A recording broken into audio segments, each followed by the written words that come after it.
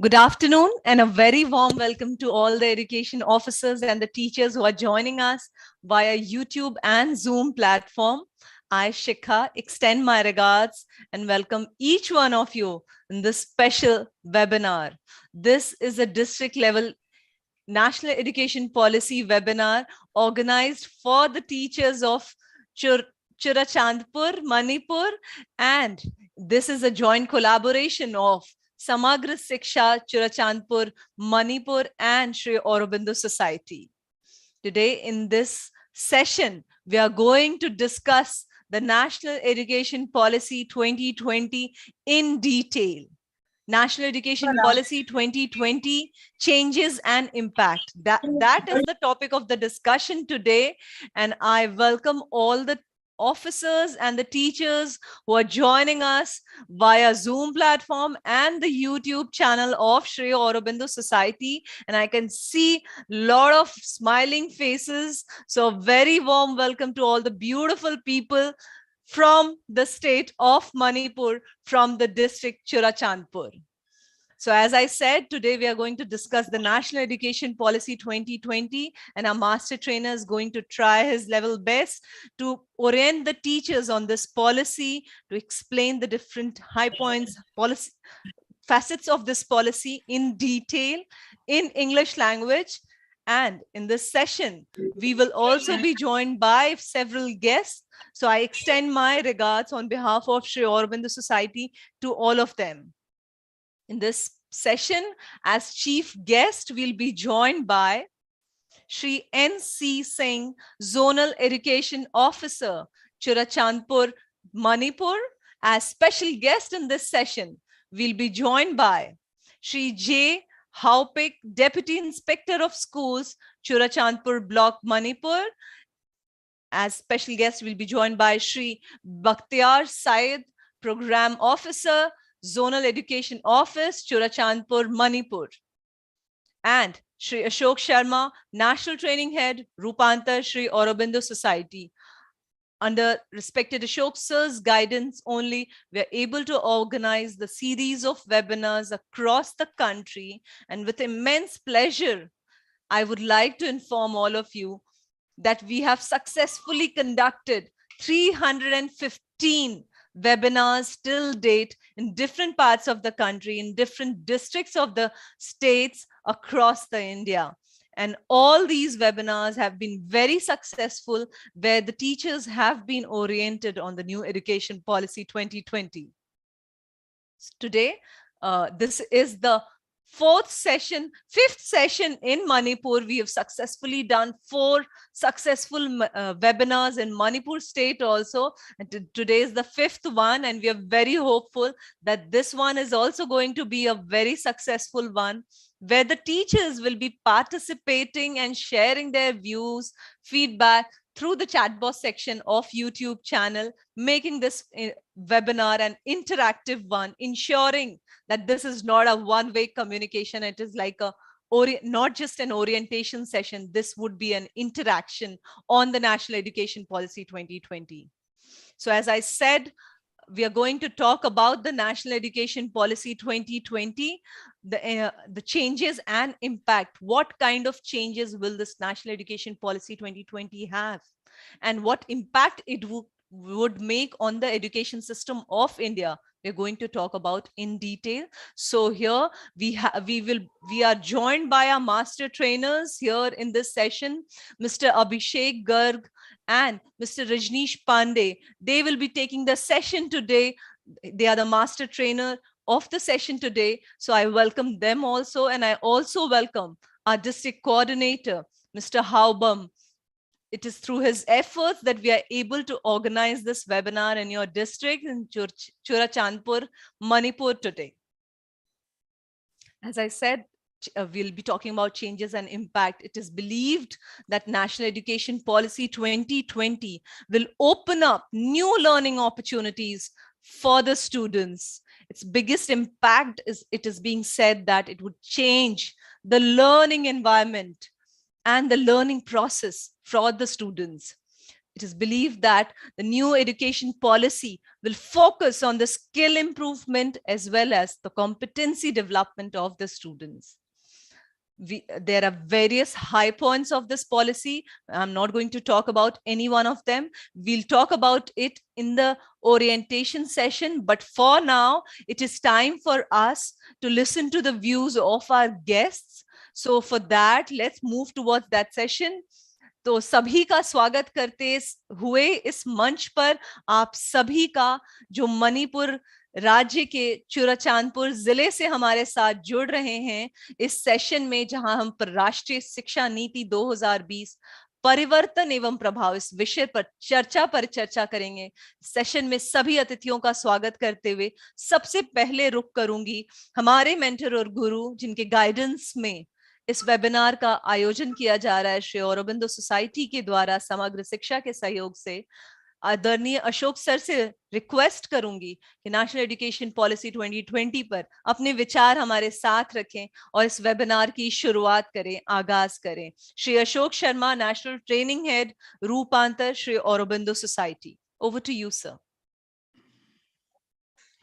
नमस्कार, मैं अशोक श्री अरविंदो सोसाइटी के एक प्रतिनिधि के रूप में आज सहर्ष मणिपुर के चूराचांदपुर डिस्ट्रिक्ट के तमाम वो गुरुजन, शिक्षक और तमाम एजुकेशन ऑफिसर्स जो हमारे साथ हैं, मैं हृदय से उनका हार्दिक स्वागत करता हूं और हार्दिक अभिनंदन। जीवन में अगर कुछ भी सत्य है तो निश्चित रूप से परिवर्तन सत्य, चेंज ही एक ऐसा है जिसे झुठलाया नहीं जा सकता। और जो लोग, जो संप्रदाय, जो जातियां, जो देश चेंज को स्वीकार करते हैं, एक्सेप्ट करते हैं, वही आगे बढ़ते हैं, वही अपना डेवलपमेंट कर पाते हैं। जो चेंज को स्वीकार नहीं करते, यकीन मानिए वो जड़ हो जाते हैं। और इतिहास तो ये बताता है कि उनका अस्तित्व भी खतरे में पड़ जाते। जब देश स्वतंत्र हुआ तो निश्चित रूप से एजुकेशन में एक चेंज की आवश्यकता थी। एक ऐसी आवश्यकता थी कि हम शिक्षा में एक आमूलचूल परिवर्तन, फंडामेंटल चेंज हम क्रिएट कर सके। इसलिए 1968 और 1986 में नई शिक्षा नीति आई और उसमें चेंज लाने का प्रयास किया गया। बहुत सारे करेक्शन हुए, शिक्षा के अधिकार जैसा भी करेक्शन हुआ। लेकिन ईमानदारी से अगर हम पूछें, स्वयं से ही पूछें कि क्या वो परिवर्तन हम ला पाए जो हम चाहते थे? क्या मैकाले की वो रटंत प्रणाली को हम खत्म कर पाए जो हम पे थोप दी गई थी स्वतंत्रता के समय, गुलामियत के समय? तो ईमानदारी से जवाब तो ये मिलेगा कि हम शायद ऐसा नहीं करते। इसलिए कहना चाहूंगा, रमेश पोखरियाल जी जो उस वक्त शिक्षा मंत्री थे, उन्होंने हजारों शिक्षाविदों, हजारों मनोवैज्ञानिकों, हजारों जो नेता थे, लीडर्स थे, उन सबके विचारों का मंथन करके जो नई शिक्षा नीति जो इस चेंज के लिए हमें निश्चित करती है, एश्योर करती है कि हम इससे चेंज आएगा, उसे लेकर आए हैं। इसलिए श्री अरविंदो सोसाइटी हृदय से उनका धन्यवाद करना चाहती है। और अगर आप भी धन्यवाद लेना चाहते हैं तो हम आपको भी धन्यवाद करने के लिए तैयार, बशर्ते कि इस शिक्षा नीति को आप अच्छे से आज आत्मसात करें, आप उसे लर्न करें, उसे सीखें, उसे केवल एक लेक्चर ना पढ़ने दें बल्कि एक वार्तालाप का मंच बनाएं, एक डिस्कशन का मंच बनाएं। आपके मन में जो डाउट्स हों, जो भी क्वेश्चंस हों, वो सब चैट बॉक्स के माध्यम से हमारे मास्टर ट्रेनर तक पहुंचने चाहिए ताकि हम उसे अच्छे से इंप्लीमेंट कर सकें। तो यकीन मानिए हम भी धन्यवाद के पात्र बन जाएंगे। अब जहां तक शिक्षा की बात है तो मैं मूल रूप से एक बात कहना चाहता हूं कि वास्तव में शिक्षा वो नहीं है जो आज तक 75 वर्षों में शिक्षा भारतवर्ष में चलती रही। वो शिक्षा का एक अंग हो सकता है, एक पार्ट हो सकता है, एक हिस्सा हो सकता है। किसी भी बच्चे को कुछ रटवा दिया जाए और 3 घंटे का उसका एग्जाम देकर उसे पास और उसकी रेटिंग दे दी जाए, उसके आधार पर उसे डिग्री दे दी जाए और डिग्री लेके वो पूरे देश में और विश्व में नौकरी के लिए घूमे, ये कभी शिक्षा हो नहीं सकती। श्री अरविंद का दर्शन था, श्री अरविंद का सपना था कि शिक्षा तो वो है जो मूल रूप से बच्चे में पाई जाती है। आज हमारे सामने सपोज शिखा जी हैं या अभिषेक जी हैं या और बहुत सारे लोग हैं, उन सब में समान विशेषता नहीं हो सकती, उनका समान व्यक्तित्व नहीं हो सकता है। सब में कुछ ना कुछ विशेष है। शिखा जी में कुछ विशेष है तो अभिषेक में कुछ विशेष है, और हमारे बहुत सारे ऑफिसर्स, एजुकेशन ऑफिसर्स सब जुड़े हैं, उनमें सब में कुछ ना कुछ स्पेशलिटी है, कुछ ना कुछ विशेषता है। अगर हम उस विशेषता को ही डेवलप करें, उसे पहले अंकुरित करें बच्चे में, उसे डेवलप करें, उसे परफेक्शन में पहुंचा दें, तो यकीन मानिए हमें एक परफेक्ट डॉक्टर मिल सकता है, एक परफेक्ट इंजीनियर मिल सकता है, एक परफेक्ट लीडर मिल सकता है। लेकिन ऐसा हुआ नहीं। हुआ ये कि समान स्किल का स्तर मानते हुए समान शिक्षा दी गई, समान एग्जाम लिया गया और समान डिग्रियां दी गई, और उससे जो बच्चे के अंदर विशेष था वो डेवलप नहीं हो पाया। इसलिए भारतवर्ष डेवलप नहीं हो पाया। आज जरूरत इस बात की है कि हम श्री अरविंद के सपने को पूरा करें।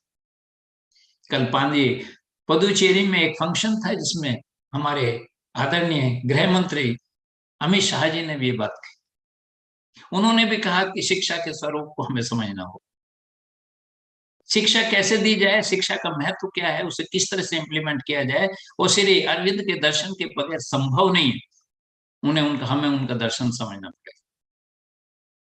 जहां तक चेंज की बात है और शिक्षा की बात है, किसी भी देश का भविष्य इस बात पर निर्भर करता है कि हम शिक्षा में क्या चेंज एक्सेप्ट करते हैं, क्या चेंज स्वीकार करते हैं। और सबसे बड़ा चेंज तो यह है जो वैश्विक स्तर पे स्वीकारा गया है, जो वैश्विक स्तर पे एक्सेप्ट किया गया है कि हमारी चाइल्ड सेंट्रिक एजुकेशन होनी चाहिए। बच्चा क्या चाहता है हम उसे वैसे पढ़ाएं, बच्चा किस तरह से पढ़ना चाहता है हम उसे उस तरह से पढ़ाएं। फोकस हमारा बच्चे पे हो, शिक्षा पे नहीं, शिक्षक पे नहीं, बल्कि बच्चे पे केंद्रित होना चाहिए। अगर हम बच्चे पे केंद्रित करेंगे तो निश्चित रूप से शिक्षक उसे शिक्षा दे पाएगा, एक संपूर्ण और प्रभावी शिक्षा दे पाएगा। और अगर हम चाइल्ड सेंट्रिक एजुकेशन स्वीकार करते हैं तो हमें एक्टिविटी बेस्ड लर्निंग स्वीकार करनी ही पड़ेगी, यानी कि हम गतिविधि, एक्टिविटी के आधार पर बच्चे को शिक्षा दें। और अगर हम चाहते हैं कि हम एक्टिविटी बेस्ड लर्निंग के आधार पर बच्चे को शिक्षा दें तो हमें टीएलएम का सहारा लेना पड़ेगा। इसलिए श्री अरविंदो सोसाइटी ने भारतवर्ष में 150 से भी ज्यादा एग्जीबिशन कराए टीएलएम के, कि तमाम शिक्षक अपने टीएलएम का प्रदर्शन कर सकें और पूरे भारतवर्ष के शिक्षक उसे एक्सेप्ट कर सकें, उसे यहाँ अपने यहाँ इंप्लीमेंट कर सकें। ये एक प्रक्रिया है, टीएलएम से एक्टिविटी बेस्ड लर्निंग, और एक्टिविटी बेस्ड लर्निंग से चाइल्ड सेंट्रिक एजुकेशन, और चाइल्ड सेंट्रिक एजुकेशन से डेवलपमेंट ऑफ कंट्री। ये एक सीरीज है, ये एक सीढ़ी है, ये हमें चढ़ना ही पड़ेगा अगर हम भारत को डेवलप करना चाहते हैं। जहां तक आज की बात है तो मैं हृदय से मणिपुर के चूराचांदपुर के जो जोनल एजुकेशन ऑफिसर हैं श्री एनसी सिंह साहब, एवं जो स्पेशल गेस्ट के रूप में हैं जे होपिम जो डिप्टी इंस्पेक्टर ऑफ स्कूल्स हैं, और श्री बी सैयद जी जो प्रोग्राम ऑफिसर हैं, सभी एजुकेशन ऑफिसर्स का हार्दिक स्वागत करता हूं। साथ ही उन तमाम गुरुजनों का, तमाम टीचर्स का जो आज हमारे साथ हैं, मैं हृदय से श्री अरविंदो सोसाइटी से उनका हार्दिक स्वागत करता हूं। लेकिन स्वागत के साथ साथ मैं एक कमिटमेंट भी उनसे चाहता हूं, और वो कमिटमेंट ये चाहता हूं कि आज जो सैकड़ों पन्नों में समाई हुई शिक्षा नीति है, उसे हम कुछ चंद घंटों में, 2-2.5 घंटे के सेशन में उस सारे सैकड़ों पन्नों से उतार कर आपके हृदय तक पहुंचाना चाहते हैं। और हम ये विश्वास दिलाते हैं कि हमारे मास्टर ट्रेनर अभिषेक गर्ग और रजनीश पांडे तमाम गुरुजनों के हृदय तक वो तमाम सैकड़ों पन्नों में समाई हुई शिक्षा नीति को आज पहुंचाएंगे, मैं ये आपको विश्वास दिलाता हूं। लेकिन ये कमिटमेंट भी हम चाहते हैं कि हे गुरुजनों, केवल और केवल शिक्षा नीति को समझने से काम नहीं चलेगा। अगर हम चाहते हैं कि भारत में एक चेंज हो, भारत का डेवलपमेंट हो, तो हमें उस सारी शिक्षा नीति को अपने स्कूल में इंप्लीमेंट करना पड़ेगा। उन करोड़ों बच्चों का जो शिक्षा चाहते हैं, जो रोटी के लिए संघर्ष कर रहे हैं, उन तमाम बच्चों के जो स्वप्न है उन्हें पूरा करना पड़ेगा। और वो तभी पूरा हो सकते हैं जब हम उसे अच्छे से इम्प्लीमेंट करें, और अच्छे से इम्प्लीमेंट तभी कर पाएंगे जब अच्छे से उसे स्वीकार करें, अच्छे से उसे समझें। उसी प्रक्रिया में श्री अरविंदो सोसाइटी ने 315 डिस्ट्रिक्ट्स में और 5 स्टेट्स में कंप्लीटली नई शिक्षा नीति का आगाज किया है। लाखों शिक्षकों के साथ हमने इसे शेयर करने की कोशिश की, इस उम्मीद के साथ कि नई शिक्षा नीति उस अमृत की तरह है जो मंथन के बाद निकलता है और जिससे मनुष्य को एक देवता बनाया जा सकता है। इसीलिए नई शिक्षा नीति में महत्वपूर्ण बात है कि शिक्षा में भारत की बात नहीं कर रहे हैं हम, अब हम भारत में शिक्षा की बात कर रहे हैं। हम कोशिश कर रहे हैं कि हमारी शिक्षा में भारत हो, अर्थात हमारी संस्कृति, हमारे संस्कार, हमारी नैतिकता, वो सब हमारी शिक्षा में समावेश हो। गुरुकुल पद्धति शुरू हो, फिर 3 साल का बच्चा स्कूल में पहुंचे। ये तमाम चीजें भारत को उसकी जो पूर्ण संस्कृति है, जो उसका गौरव था, उसे प्रदान करने के लिए किया जा रहा है। और वो सब आपके हाथ में है गुरुजनों, आप ही उसे संभव कर सकते हैं, दुनिया का कोई दूसरा व्यक्ति उसे संभव नहीं कर सकता। इसलिए हम बहुत आशा और उम्मीद के साथ श्री अरविंदो सोसाइटी भारत के शिक्षकों के बीच है। लाखों शिक्षकों को हमने नई शिक्षा नीति से परिचित कराया है। आज मणिपुर के चूराचांदपुर डिस्ट्रिक्ट के तमाम एजुकेशन ऑफिसर्स और एजुकेशन निष्ठ से सभी से हम ये आशा रखते हैं कि वो उसे स्वीकार करेंगे, अपने यहाँ इम्प्लीमेंट करेंगे। पुनः एक बार मैं तमाम उन एजुकेशन ऑफिसर्स को भी धन्यवाद कहना चाहूंगा जिन्होंने हमारे सहयोग को स्वीकार किया और आज गुरुजनों से मिलने का मौका दिया है। उन तमाम शिक्षकों से ये अनुरोध करना चाहता हूं कि वो आज उसे डिस्कशन का एक मंच बनाएं। उनके मन में कोई भी क्वेश्चन हो, कोई भी डाउट हो, किसी तरह का भी कोई संदेह हो, वो अपने चैट बॉक्स के माध्यम से हमारे मास्टर ट्रेनर तक पहुंचाएं। मैं विश्वास दिलाता हूं कि आपके प्रत्येक क्वेश्चन का आंसर हम देने का प्रयास करेंगे। पुनः एक बार सभी का मैं हृदय से धन्यवाद करना चाहूंगा। बहुत बहुत धन्यवाद, बहुत बहुत आभार। बहुत बहुत धन्यवाद आदरणीय अशोक सर हमारे साथ इस मंच पर जुड़ने के लिए। Thank you so much, Ashok sir, for joining us in this session and motivating all of us here. I would just like to summarize what respected Ashok sir said during his address, and I'll just do that in very brief. How respected Ashok sir was mentioning, he spoke about a lot of things. He said that if there's a truth, the change is the only truth that is inevitable, and we all need to accept this change. Every child, every individual is different, and we all need to provide such opportunities for each and every child so that they can bloom and they can be nurtured properly.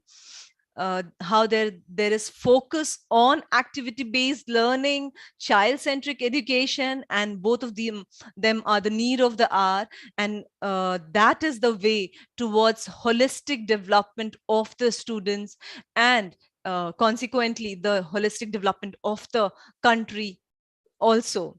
So we all need to put in collective efforts to adopt the change, to ensure that we all put in best efforts to ensure that the successful implementation of this National Education Policy 20. And that is why this webinar has been organized, because teachers are the pillars of the nation and they hold the power to bring about any kind of change in the society, and they have the power to bring about the transformation, and they can only put in their best. The successful implementation of this National Education Policy 2020 is only possible through the collective efforts and the efforts of the teachers. So respected Ashok sir also urged the teachers to understand this policy in detail, share their views also through the chat box section, and make the webinar interactive. Thank you, respected Ashok sir, for sharing your views about the policy and motivating all the teachers and education officers, all of us here in this session. Moving forward, now it is time for our chief guest. Sir is here with us, Shri N.C. Singh, Zonal Education Officer, Churachandpur Manipur. Sir is here. May I request you to please share your views on the new education policy 2020 and motivate everyone, all the teachers who've joined us in this session. Over to you, sir.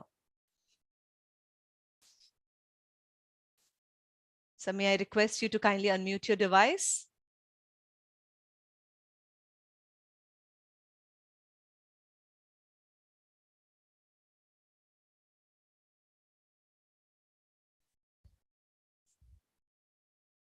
Shri N.C. Singh, sir, kindly unmute your device.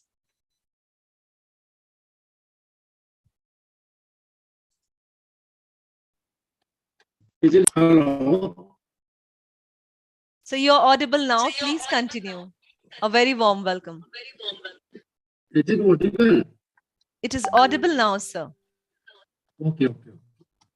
A very good afternoon to all.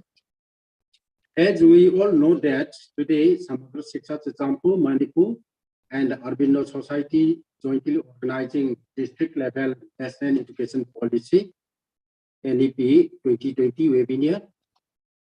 In this connection, I would like to thank today's special guest to Shri Ashok Sharma, National Training Head Rupanta, and State Training Head Bhaskar Singh Manipur, and Master Trainers.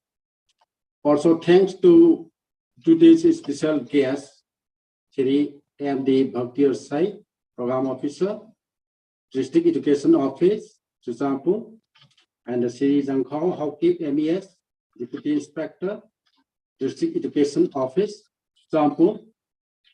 Lastly, to all the teachers participate today's webinar program.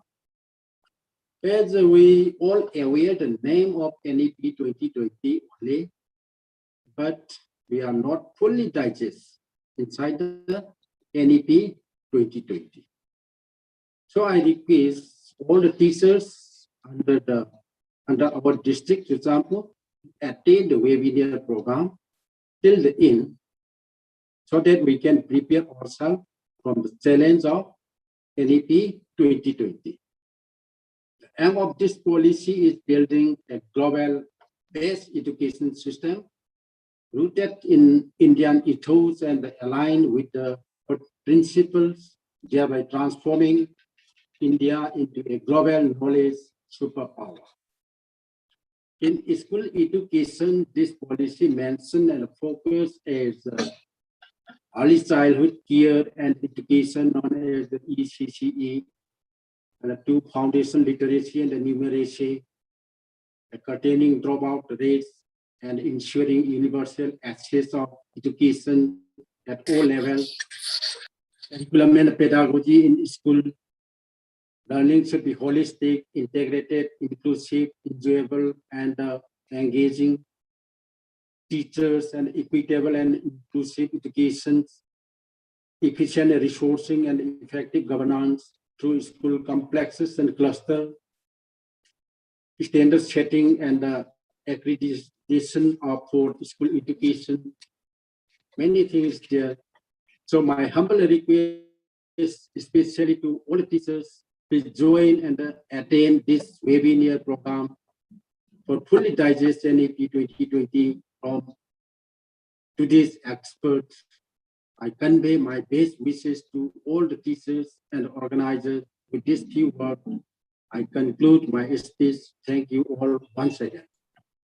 Thank you so much, sir. Thank you so much for joining in the session and sharing your views on the policies. Sir rightfully mentioned several points, high points of this new education policy 2020, and which will be covered by the master trainer in detail in the orientation session a few minutes later.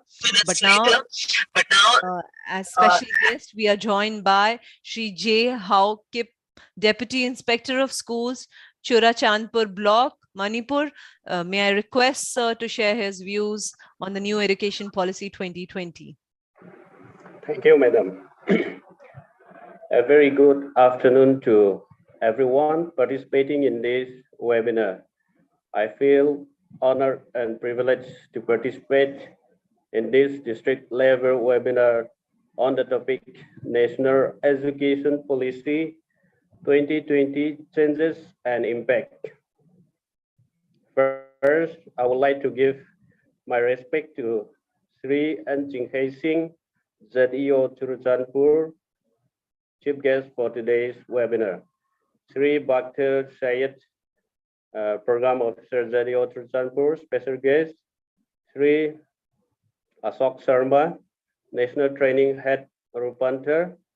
Sri Aurobindo Society, special guest for today. Master trainers, and of course, my dear teachers, participants in today's webinar.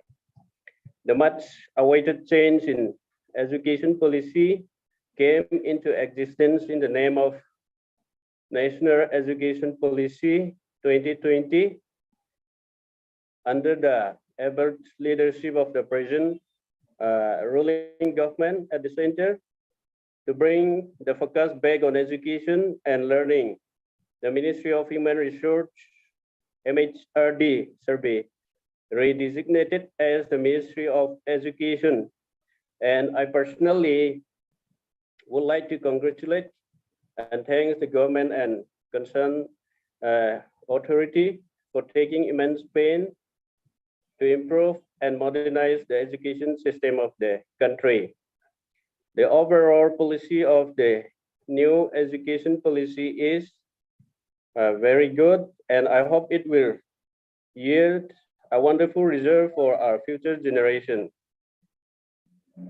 The new structure of school curriculum and pedagogical framework of 5+3+3+4 may face some problems and difficulty in the beginning in terms of human resource and overall restructuring of schooling system.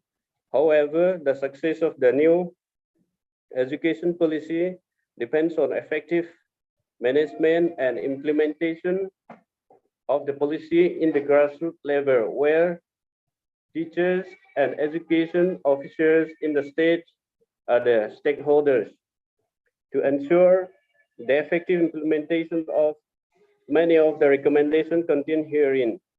A permanent Indian Education Service cadre, IES, comprising a specialist cadre of the bureaucracy will be created. The IES will institutionalize a core professional capacity with the state and central government in curriculum planning and development, pedagogy, education policy, planning and administration, etc., etc. As we all know that education is the foundation for better tomorrow. Only good and systematic education system could bring positive change in the society. I hope and believe that the new education policy 2020 would transform the education sector and bring holistic growth and development in the country. For the last but not the least, it is my humble appeal to all the teachers participants to participate sincerely and grab maximum knowledge from the master trainer and experts. I hope this webinar will yield a fruitful and successful result. I wish you all the best. Thank you. Have a good day. Thank you so much for your warm wishes, sir. We are also very hopeful that this webinar would be a successful one and the teachers will understand the policy in detail during the orientation session. Thank you so much for joining in the session, sir. Now, moving forward, may I request Sri Bakhtiar Syed, Program Officer, Zonal Education Office, Churachandpur Manipur. May I request sir to share his views on the new Education Policy 2020. Thank you so much, Sika, for giving me that time. Respected Zonal Education Officer Sri Anjinghai Singh, respected J. Hawkip, DI of Schools, JDO Churachandpur, Sri Ashok Sharma, National Training Head, Sri Aurobindo Society, and Master Trainers, Sri Abhishek Garg, and Mr. Rajneesh Pandey, and all the teacher participants. Thank you so much. First of all, I would like to thank Sri Aurobindo Society for joining hands with Samagra Shiksha Churachandpur for this orientation program on National Education Policy 2020. I'll not go into the details of National Education Policy 2020 because I'm sure Mr. Rajneesh Pandey and Mr. Abhishek Garg, they will go into the details, whether it be ECCE, whether it be FLN, whether it be dropout, whether it be teachers, or whether it be standard setting. So, like from my side, I just like to appeal to all the teachers who are joining this webinar today to actively participate and make sure to interact through chat box or whatever, and clarify all the queries you have, and like take the most out of this program, orientation program. And like yeah, as someone from the education department, we as officers of education department and teachers who are this dealing with all the this thing in the grassroots level. So we have a huge responsibility. So let's try to understand and implement NEP 2020 at the best way possible. So like I appeal to all the teachers to kindly participate actively, and like let's do small changes from our part, whether it be at the teachers level, at the school level, at the cluster level, at the block level, or at the district level, and let's try to change the education system in India for the better education system in India. I thank you all. Thank you so much for giving me such time. Thank you. Thank you so much, sir. Thank you so much for joining in. And rightfully said, teachers have the huge responsibility on their shoulders, and it is through their efforts and through the efforts of and the guidance of the education officers that we can successfully implement this new education policy 2020 at the grassroots levels. And for that, joint collaboration, joint efforts are required. And that is the effort that we are doing today for a better future tomorrow, for a better education system in India. So the session is about to begin, and we have our master trainer, Mr. Rajneesh Pandey sir here. So may I request Mr. Rajneesh Pandey sir to take over the webinar and orient the teachers on the National Education Policy 2020. Changes and impact is the topic of the discussion today. So over to you, Mr. Rajneesh Pandey sir. Thank you very much.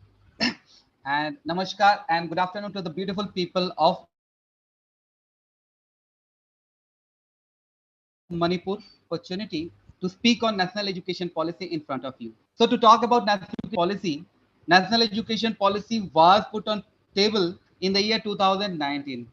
And since 2019, almost 2.5 years have passed. And in these 2.5 years, we have collected a lot of information from the different sources. So the one question remains in our mind, that if we have collected so much information in these 2.5 years, so what is the purpose of such webinar? So let me clarify it, that we may have collected a lot of information, but there are very little minute information which may have missed our eyes. And second point is that we are going to have an extension of our knowledge which we have gained in this last 2.5 years about national education policy. So today's webinar is going to be an extension of the knowledge which we have gathered so far. We are going to discuss on many little points which was added post 2019. In the year 2019, national education policy came into our hand, but the government keep on updating national education policy, keep on working to implement national education policy by introducing new pedagogies, new methods. So I'll be discussing about these new methods, these new initiatives which government has taken since last 2.5 years. And the third point is this, that today we are going to work on 3 E's. So what are the 3 E's? The first E is explore. So we are going to explore national education policy in detail. The second E is empower. So we are going to empower ourselves with all the information we can get about national education policy. And the third E is engage.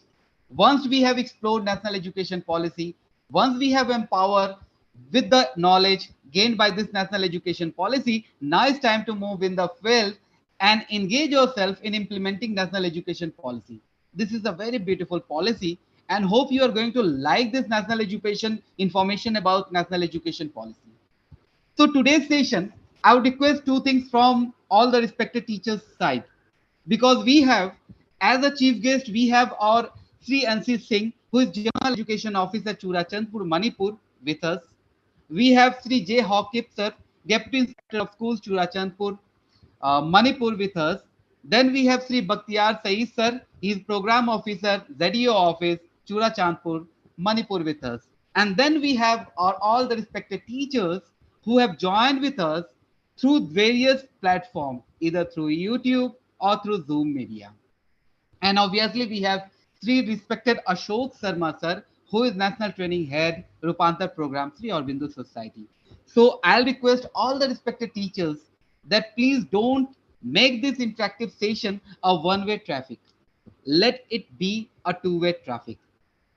Whatever question you have, whatever query you have, whatever doubts you have, and whatever suggestions you have, please keep on shooting all those suggestions, all those questions, all those queries via, via the chat box given in the YouTube medium. So I'll always expect all the respected teachers to keep on posting your queries, your suggestion in YouTube. And please keep posted with us till the end of this session, because if we miss something in this session, obviously we are going to miss a lot of information, lot of important information, which in fact we need to know about, about the entire national education policy. So I'll start on with I'll start on with the entire webinar on national education policy. So I once again welcome all the respected teachers, all the respected guests in this national education policy. So to talk about national education policy, you can see by the slide itself, is talk about changes and its impact. What were the changes and what were the impact in this national education policy? So I am going to discuss a lot of things about it. But before that, I would like to share something with you, which is going to be very important for you. I would like to share with you the content of today's program, so that you get an idea that what you are going to go through throughout this 2.5 hours of session. So what is today's content or today's glossary? So today's content is divided into 5 parts. Part 1 will be a short introduction of Sri Aurobindo Society and the much hyped programs at IIEI. Part 2, we will be going through a journey into National Education Policy 2020, which will be a sort of brief discussion. Part 3, we will be talking about IPCT, that's Innovative Pathshala Curriculum Tool and NEP, how IPCT, a program developed by Sri Aurobindo Society, is going to help you in implementing national education policy. Part 4, we are going to introduce you a program, a micro scholarship program for students from class 1 till class 12, where they will get an opportunity to earn money while they are learning. And this program's name is Auro Scholar. And in part 5, we are going to introduce you to a psychological intervention in school, where we will be showing you how you can act as a psychologist in your school through a program called Project Inclusion. So the entire webinar is divided into 5 parts, and I'll request every respected teachers and guests to please stay with us till the end of this session. So let's start on with this session. So to talk about this session, let's start about Sri Aurobindo Society. To talk about Sri Aurobindo Society, we have been working since 1960. So we have been working towards individual perfection through collective consciousness, social transformation, and unity in diversity around the world. Our head office is located in Pondicherry, which is now known as Puducherry. Indian government has recognized us as an institute of national importance. Now, the recognition of institute of national importance is only provided to all those institutes which have a very major role to play in the development of a nation. So there are three such institutes apart from Sri Aurobindo Society. The first institute is AIIMS, that is All India Institute of Medical Studies. They conduct research in the field of medicine. The next institute is IITS, that's Indian Institute of Technology. They conduct research in the field of technology. Then there is other institute called IIMS, that's Indian Institute of Management Studies. They conduct research in the field of management. And the fourth institute is obviously Sri Aurobindo Society. We have been doing research, we have been conducting research in different fields, and our main focus area is always education. So let's move forward. So to talk about Sri Aurobindo Society, since last 6 years, we have been working to bring changes, empowering, and bringing deeper values in various fields, especially into education, leadership, and management. Indian culture and rural development is not to be left behind. And obviously, education is one of the core points of our fundamental work areas. So, if you want to know more about Sri Aurobindo Society, you can always visit our website www.aurosociety.org. I repeat, www.aurosociety.org. Now, moving forward. Now, to talk about this program, ZIIEI. So, this program ZIIEI stands for Zero Investment Innovation for Education Initiative. So, as you can see by the name itself, for the educators, by the educators, or for the teachers, by the teachers. So, what is this ZIIEI? So, I'll just give an example to you. We as a teacher, we work throughout our life for the betterment of the students we teach, we interact with, we get in connection with. So we work for all those students, and every day we bring in new innovations in our work. So what is the main purpose of bringing new innovations?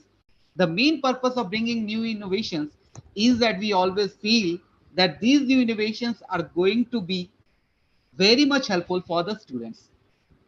And then we go on implementing all those new innovations, and then a time comes when we retire. When we retire, our ideas also retires, our innovation also retires. So is it okay? Is it okay that apart from us, along with us, our ideas are also getting retired? Never. Our ideas are meant to be immortal. They are not meant to die. They are meant to be immortals. Whether we are on this land or not, but our ideas keep us alive because our ideas are immortal. So on this ground, Sri Aurobindo thought about creating a platform. So the platform was meant for your innovations. So for your innovations, we create a platform called ZIIEI, or Zero Investment Innovation for Education Initiative. So what was this platform for? Here we requested teachers from across this country to bring in their innovations based on zero investment. I'm again repeating, to bring in their innovations based on zero investment. And once that idea gets selected, then we recognize, we acknowledge those teachers. But for this ZIIEI idea, to qualify to be a ZIIEI idea, we came out with 4 terms and conditions. So what were the 4 terms and conditions? The first term and condition was that your innovative idea must be based on zero investment. So now there must be a question arising in your mind that nothing is zero. So how can our idea be a zero? So to give a brief overview about zero investment, you can use any resources available to you or in your school. You're not going to buy any resource from the market, but any resources that is unused to you, that is laying idle at your home, that is laying idle at a school, you can use that resource. And if you come out with an idea, then that idea can be termed as zero investment innovative idea. So why our idea, why our selection was based on zero investment? The main reason was this, that many schools in a country are still working very hard without any basic amenities as well. So if those schools cannot implement your idea, then your idea is of no use. So obviously we came out with solution that your idea must be based on zero investment, which can be implemented by every single school. Now, what was the second condition? The second condition was that your innovative idea must be implemented in school or community. It can be based in, it can be implemented in school, it can be implemented in your community. Because if the idea is in your mind, then it is of no use until unless it's not implemented. So your idea must be implemented. Now the third condition was that if your idea is implemented, then you must be having some documented proof, some images. So that must be accompanying your idea. And number four term and condition was that your innovative idea must be bringing positive outcome in the society. If your idea is fulfilling all these four terms and conditions, your idea is most welcome to become a ZIIEI idea. So now let's move forward. So when we started on with this ZIIEI idea, we started in the year 2015, and in since 2015, with your kind support, with your immense support, ZIIEI idea or ZIIEI has become Asia's largest training program, where we have so far oriented 22 lakh plus teachers on zero investment innovative practices. So far, we have come out with 54 innovative practice booklets consisting your ideas given by you itself in the span of 5 years. And we have reached 28 states and 8 union territories of this country. Not only government schools, but apart from government schools, even private schools also have taken your ideas into consideration. They have also implemented ideas given by government school teachers into their respective schools, and even they have also contributed their ideas. And for your ideas, so far we have recognized 1,551 innovative teachers, and that also at national level at IIT Delhi, and that was in the gracious presence of Education Minister of the Government of India. So just imagine your idea which was laying with you, your idea which you were using in a distance place in your school. Now your idea is going to take you miles. So dear respected teachers, my request that don't keep your idea with you. Please contribute your ideas. Let's make this country a country full of ideas. So now we are done with our second part, Aurobindo Society, and we have done with like ZIIEI program. So now let's discuss, let's share some data for you to think, some data for you to think. Why this national education policy? So number one data says that according to UDIS data, this is an UDIS data of the year 2016 of 2017.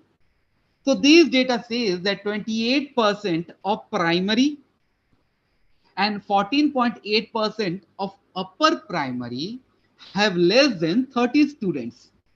Just imagine, 28% primary and 14.8% upper primary have less than 30 students. An average student size of class 1 to 8 is 14 students, 1/4. And in some cases, it's also 6. Just imagine. Talking about the next data, which says that there are about 1,08,017 single teacher school in our country. I repeat, 1,08,017 single teacher school. only one teacher who is everything of that school, from peon to security guard to teacher to principal, everything is that one single teacher. And interestingly, among this 80%, 80% position is being held by primary school, where 85,743 primary school have single teachers. So just imagine, isn't this challenging? Now, let's move on to a third data. So according to the third data, it is said that there are almost 1640 plus minus dialects spoken in a country. Among them, there are about 750 plus minus languages. And interestingly, only 22 recognized languages. So do you think that all the people of this country speaks only these 22 languages? Never. We have 750 plus minus languages. So they must be speaking in their own languages. So are they not? Are they not eligible to get education? Think about it. Now, moving on to next, our country has a literacy rate of 74%. Our country have a literacy rate of 74% and illiteracy rate of 26%. Now you will think that 26%, 74% is a good number, 26% only. So let me clarify here that 26% in a country whose entire population in 150 plus crore, that stands at to somewhere around 28 crores. So just imagine 27 or 28 crore people, citizen of a country is illiterate. There are many European countries whose entire population stands to 26 or 27 crores. So just imagine we are keeping a country within a country illiterate. How interesting. Now, let's move on to next data. The next data says that the next data, this is of 2019, 2020, not very far away. So this data is of GER.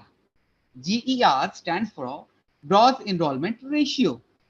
So the gross enrollment ratio of our country stands at 27.1%. Now you must be thinking, what is this gross enrollment ratio? Exactly, Washington sir. Thank you very much. 700 languages, exactly. As I said, 750 plus minus. So 700, some says that there are 710, someone says that there are 720. Anyhow, so we are in the around the 750 figure. Thank you very much, Washington sir. Thank you very much, Hawkip sir. Now, what is this gross enrollment ratio? So this gross enrollment ratio says that it means that suppose there are about 10 students in class 5. So the number of students who move on to next class, that number is said as gross enrollment ratio. So 27.1% means that out of 10, only 2 or 3 students are moving on to next class. I mean, this is not any fictional thing. This is the data collected in the year 2019, 2020. So just think that we are losing 70%, almost 70% of our bright minds in this transition phase from one class to another class. Think about it. Now, this is a research, this is not a data. A research says that 85% of a child's mental development happens by the time he reaches the age 6. So by the time we are in the age group of 6, 85% of our mental development has already occurred. So just imagine the entire structure has been set in our brain. The entire compartment of things have been prepared in our brain. So now just imagine when the kid is coming to us in primary school, that kid is in the age group of 6 plus. So we are only destined with taking care of 15% of his mental development. Just imagine We are only destined to take care of 15% of his mental development. Still, I just say one thing, that still we managed to bring in 50% of result. We cannot say that we are only giving 10% or 5% results. No, we as a teacher are giving 50% of our results. 50% to 60% of those students are becoming teachers, officials, government officials, prime minister, president of this country. So for that, respected teachers, wherever you're sitting, a big clap for yourself, a big pat on your own shoulder, because this is your hard work which has turned this 15% of mental development into 100% of mental development. So you should clap for yourself. You should pat yourself for this great work you have done so far. So now let's move on to thank you, uh, Rose ma'am, Hindi portion. Uh, Rose ma'am, I haven't said anything in Hindi. Okay, so now let's move forward. So as I was saying that our country has an illiteracy rate of 26%. So for that, this is a small quote from National Education Policy itself, which says that if every literate member of the community could commit to teaching one student person how to read, it will change the country's landscape very quickly. That means just imagine if every third person of this country, I'm not talking about first person, I'm not talking about second person, I'm talking about every third person. If every third person just holds the hand of an illiterate person, that means that person can become literate. So our country can boast of 100% literacy rate. But it is all on us, whether we are ready to hold hand of the illiterate people or whether we are not ready to hold on hand of this illiterate people. So now as we can see that there is a lot of things. I shared with you the data. I shared with you what national education policy is talking all about. So now let's move on to national education policy and see what is there in national education policy, how we can change, how we can bring change in this society by imparting this national education policy. So if we talk about national education policy, there must be some outcomes which national education policy is talking about. So what is the expected outcome which national education policy is talking about? So the very first outcome which national education policy is talking about is universalization of access from early childhood care and education to secondary. That means now kid from age 3 till age 18 will have an access of education. They can't be, no kid will be left out from this education. They will be mandatorily provide education. I'll discuss all these things in detail. Now, the second expected outcome is to ensure equity and inclusion. Now here you can see a word is being used, equity. So far, we have been talking about equality. Now, when you see it, equity and equality, they all spell just the same with some alphabets moved here and there. So what is the difference between equity and equality? So why national education policy is focusing on equity apart from equality? Why not on equality alone? So what is equity and what is equality? I'll give an example here. So to give an example, say there are three kids. There are three kids in a school. So once their school got over in the afternoon, they were returning to their home, and then they found that there is a football match going near the school in a ground. They tried to enter the football ground, but they were not allowed inside the football ground. Now they were worried. These three kids, now let me explain their height. So the first kid's height is 3 feet. I repeat, please note it down if you wish to. The first kid's height is 3 feet. The second kid's height is 4 feet. And the third kid's height is 5 feet. The first kid is of 3 feet, the second kid is of 4 feet, and the third kid is of 5 feet. Now, they were not allowed to enter the playground. So now they are worried. They wanted to see the football match. They started circling the ground, and then they find a portion of the wall of the boundary of the playground, which is 4.5 feet in height. A portion is little broken, and it is now standing at 4.5 feet. Now, all three try to look through the wall. So who is going to watch the football match very easily? Obviously, the kid who is standing at 5 feet. Now he is 5 feet. The wall's height is 4.5 feet. He is half feet higher than the wall. Now he can easily watch football match from the boundary wall itself. The kid who is of 4 feet cannot watch. The kid who is of 3 feet cannot watch. Now, I as a teacher, I was also returning home, and then I noticed that really these three students are of my school. What they are trying to do? When I read them, they said that, sir, we want to see the football match. They are not allowing us. Now we are trying to watch this from the boundary wall itself. I found that the two are struggling to watch the football match. Only one kid is watching the football match. Now a love of student arise into me. I ran, and then I brought three boxes of 1 foot each.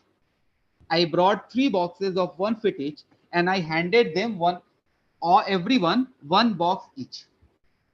So the kid, he stood on 1 foot box. Now he is 6 feet in height. He was already watching football match. He is now also watching football match.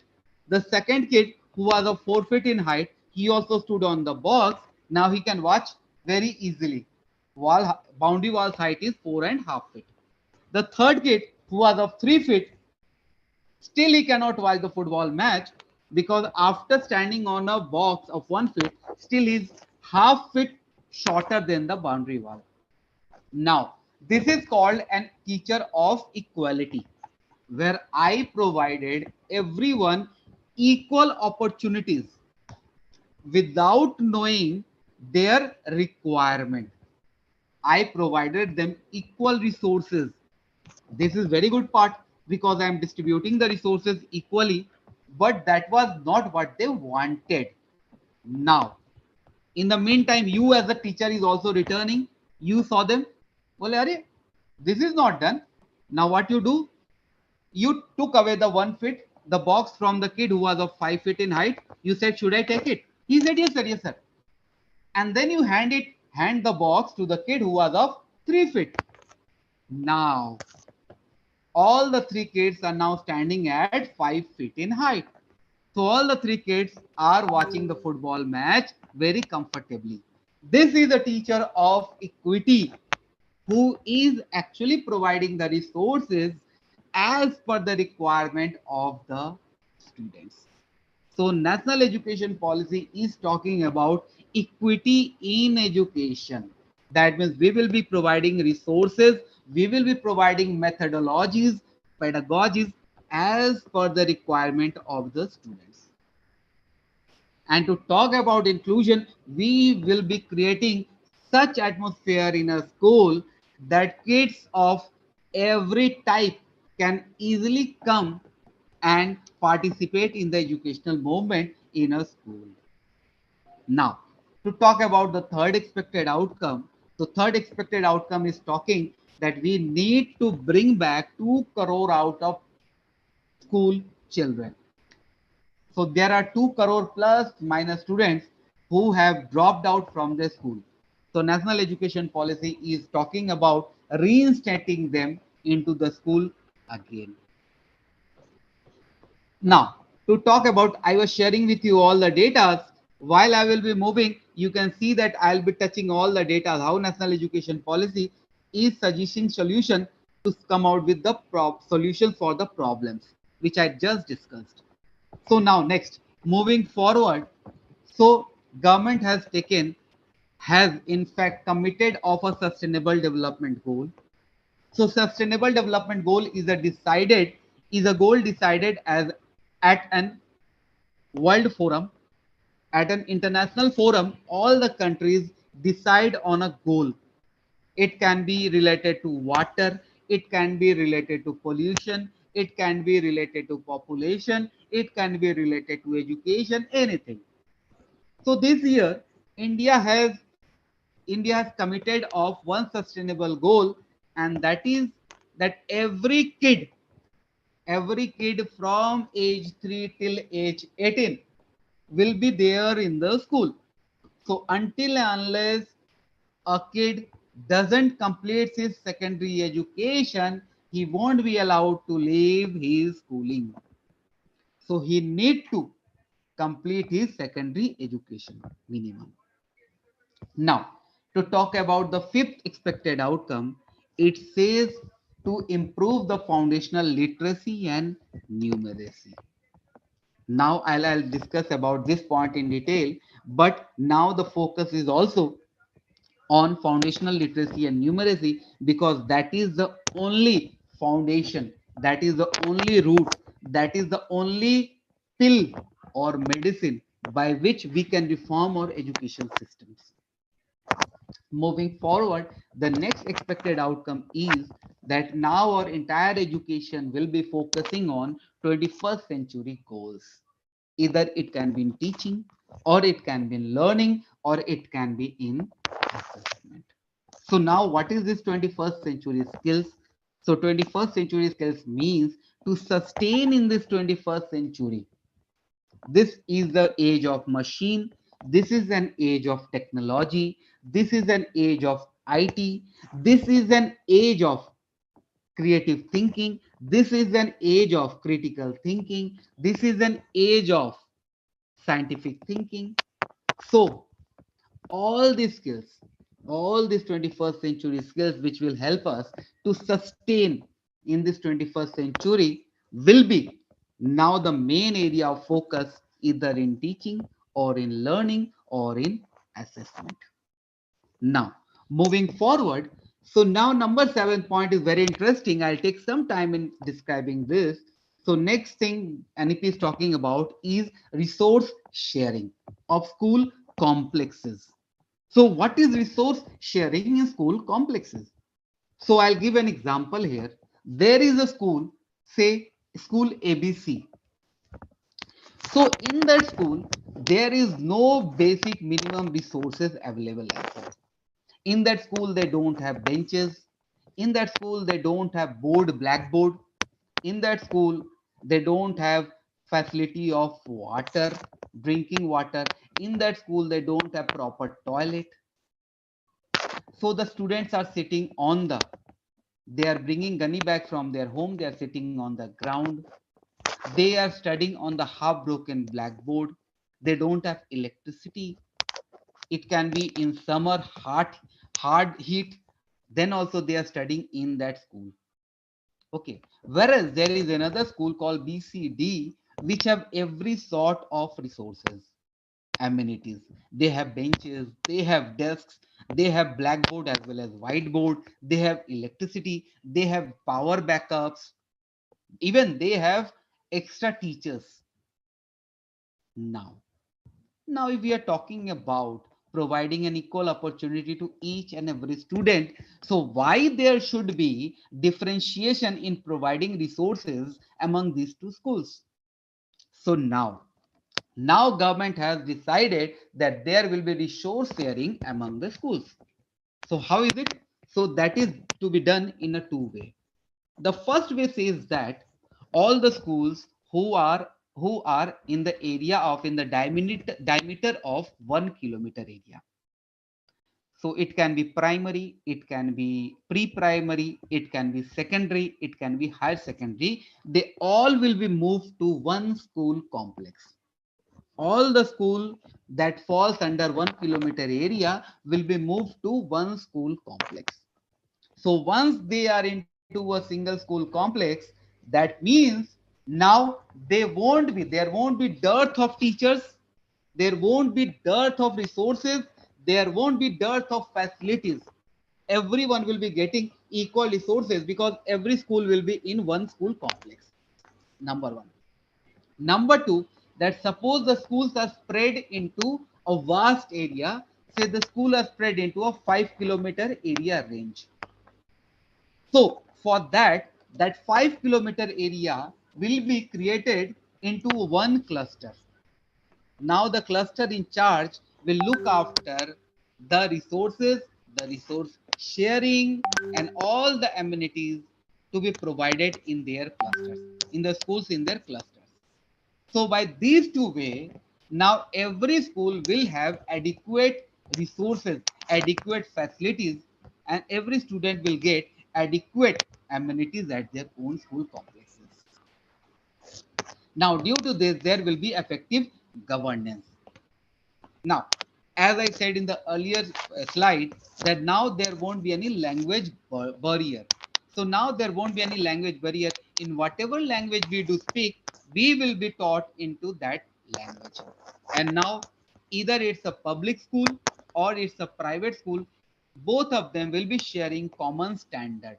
They have to have a common standard, either in public school or in private school, so that no school is left behind.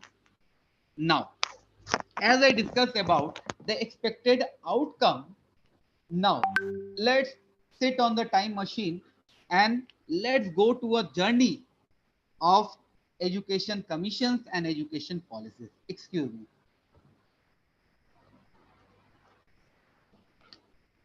So, we got our independence in the year 1947. Now, 1947 was the year when, after lot of bloodsheds, after lot of struggle, at last we get a status of a country. We had become a country from a colony. So far we were a colony, but now we have been again converted to a country.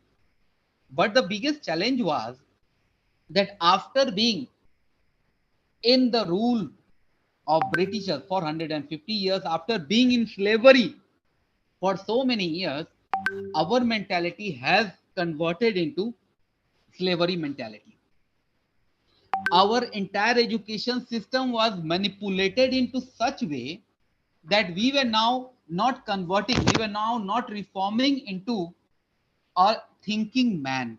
Rather, we were reforming ourselves into a peon, into a clerk, into a working class, where we cannot think. We were just, what to say, we were just programmed to become, to follow the orders given by your superiors, who were our masters. So the biggest challenge was how to bring this shackle, how to make a country. So for that, in the year 1948-49, a commission was thought about. So the commission was thought about to bring a reform into our education. Though our education has been manipulated to a very bad position, but still a little reform was thought about, and we got our first education commission. That was in the year 1948-49, named as University Education Commission. This University Education Commission, the name suggests itself that this commission was meant for university education itself.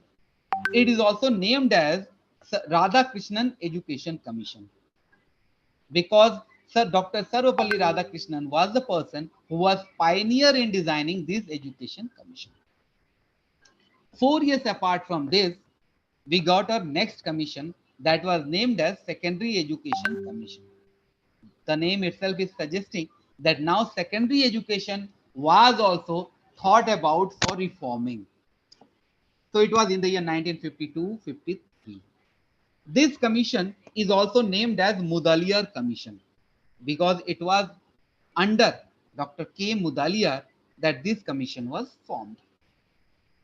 Then in the year 1964-66, under Dr. D.S. Kothari, a new commission was formed that was named as Education Commission, where primary, secondary and university, everything was thought to be reformed. Taking feedback, taking suggestions, taking motivation from that Education Commission, we got our first policy on education in the year 1968. That was named as National Policy on Education. Now, once National Policy on Education was introduced, there was no amendments done, there was no further work done in that National Policy on Education. Yes, there was only one constitutional amendment done in that policy, that was termed as 42nd Constitutional Amendment in the year 1976, where education was brought into concurrent list. Concurrent list means that now education was moved from state level to the central level. This was one amendment done in the policy of 1968. 18 years, no further policies. 18 years, we were just following the policy that was designed in the year 1968. And then in the year 1986, after 18 years, we got our next policy, again named as National Policy on Education, NPE. Again, no big modification done on that policy. A small modification done in the year 1992, which was named as Program of Action, where RTE or Right to Education was introduced. And then we keep sitting on these policies for 34 years. 34 years, no further modification, no further changes have been done in the policy. Just think about it, very interestingly. And just imagine the kid who was born in 1986, now that kid is now of 34 or 36 years in age. Just imagine, he's of 34 years or 36 years in age, and he was still following the policy which was designed before his birth. Then in the year 2016, TSR Subramaniam was given a task to prepare a report on the education policy. He submitted his 49-page report on 27th May 2016. Again, a new committee was formed under Dr. K. Kasturi Rangan. He submitted his report on 31st May 2019. Now, clubbing up these reports, we got a blueprint of our national education policy. So this blueprint was not introduced to us as it was. Rather, this blueprint of national education policy was posted on the government website, where the government invited every Indian citizen to give their feedbacks, to give their suggestions regarding this national education policy. And on our suggestion, on our feedback, the policy which is in our hand was drafted and designed. So this national education policy is in fact for us and it is by us. So let's welcome national education policy. So now what is the vision of national education policy 2020? So the first vision is, as I was saying, that our education system was manipulated. So why was there need of manipulating our education system? Have we ever thought about it? That why it was needed? Why there was need of manipulating our education system? The need was this, that India has always been a epicenter of knowledge. India, Bharat has always been an epicenter of knowledge since time immemorial. Since our civilization started, we have been an epicenter of knowledge, of education, of culture. Just imagine, we were the first country that gave this world its first university in the name of Nalanda University. We were pioneer in giving many such universities in the world, like Nalanda, Takshashila, Vikramvira, all these universities. We were the pioneer in providing these universities. And we have the great scholars like Patanjali, Vishnugupta Chanakya, Panini, Aryabhat, all these great scholars from whom students from across the globe used to come and learn. But then time changed. And when time changed, our education system from time on time was manipulated to such extent that today, when we think about education, we never think that India means Bharat means education. We always think that we have to move to another country to get a better kind of education. So now national education policy is targeting to give the best education, to give, to return its charm again, to become the same Bharat it used to be again, and to make India global knowledge superpower, to make India a educational lighthouse for the world. This is the first reason. The second reason is that every Indian should be aware about their fundamental duties, their constitutional values. Because until and unless we are not aware about our fundamental duties and we are not aware about our constitutional values, if we are not aware about our country, then every time we will be fighting not to stand when our national anthem is getting played. We will be fighting not to sing our national anthem. If we don't understand, if we don't respect, if we don't know our country. So now every kid will be taught, there will be an awareness among them that this is my country, this is my fundamental duties, this is my constitutional values, and I am responsible, I have my roles and responsibilities to play to make India the world's #1 country. Moving on to third, the third reason is that India has been culturally strong, India has been educationally very strong. So now our pedagogy, now every student will be given a blend of East and West, where we will also be learning about our ancient India, ancient Bharat, and we will also be learning the new pedagogies, the new methodologies that is available with us in 21st century, so that we get the best of both. And when we will be getting the best of both, then no one can beat us in the entire globe. So this is in fact, the vision of National Education Policy of 2020.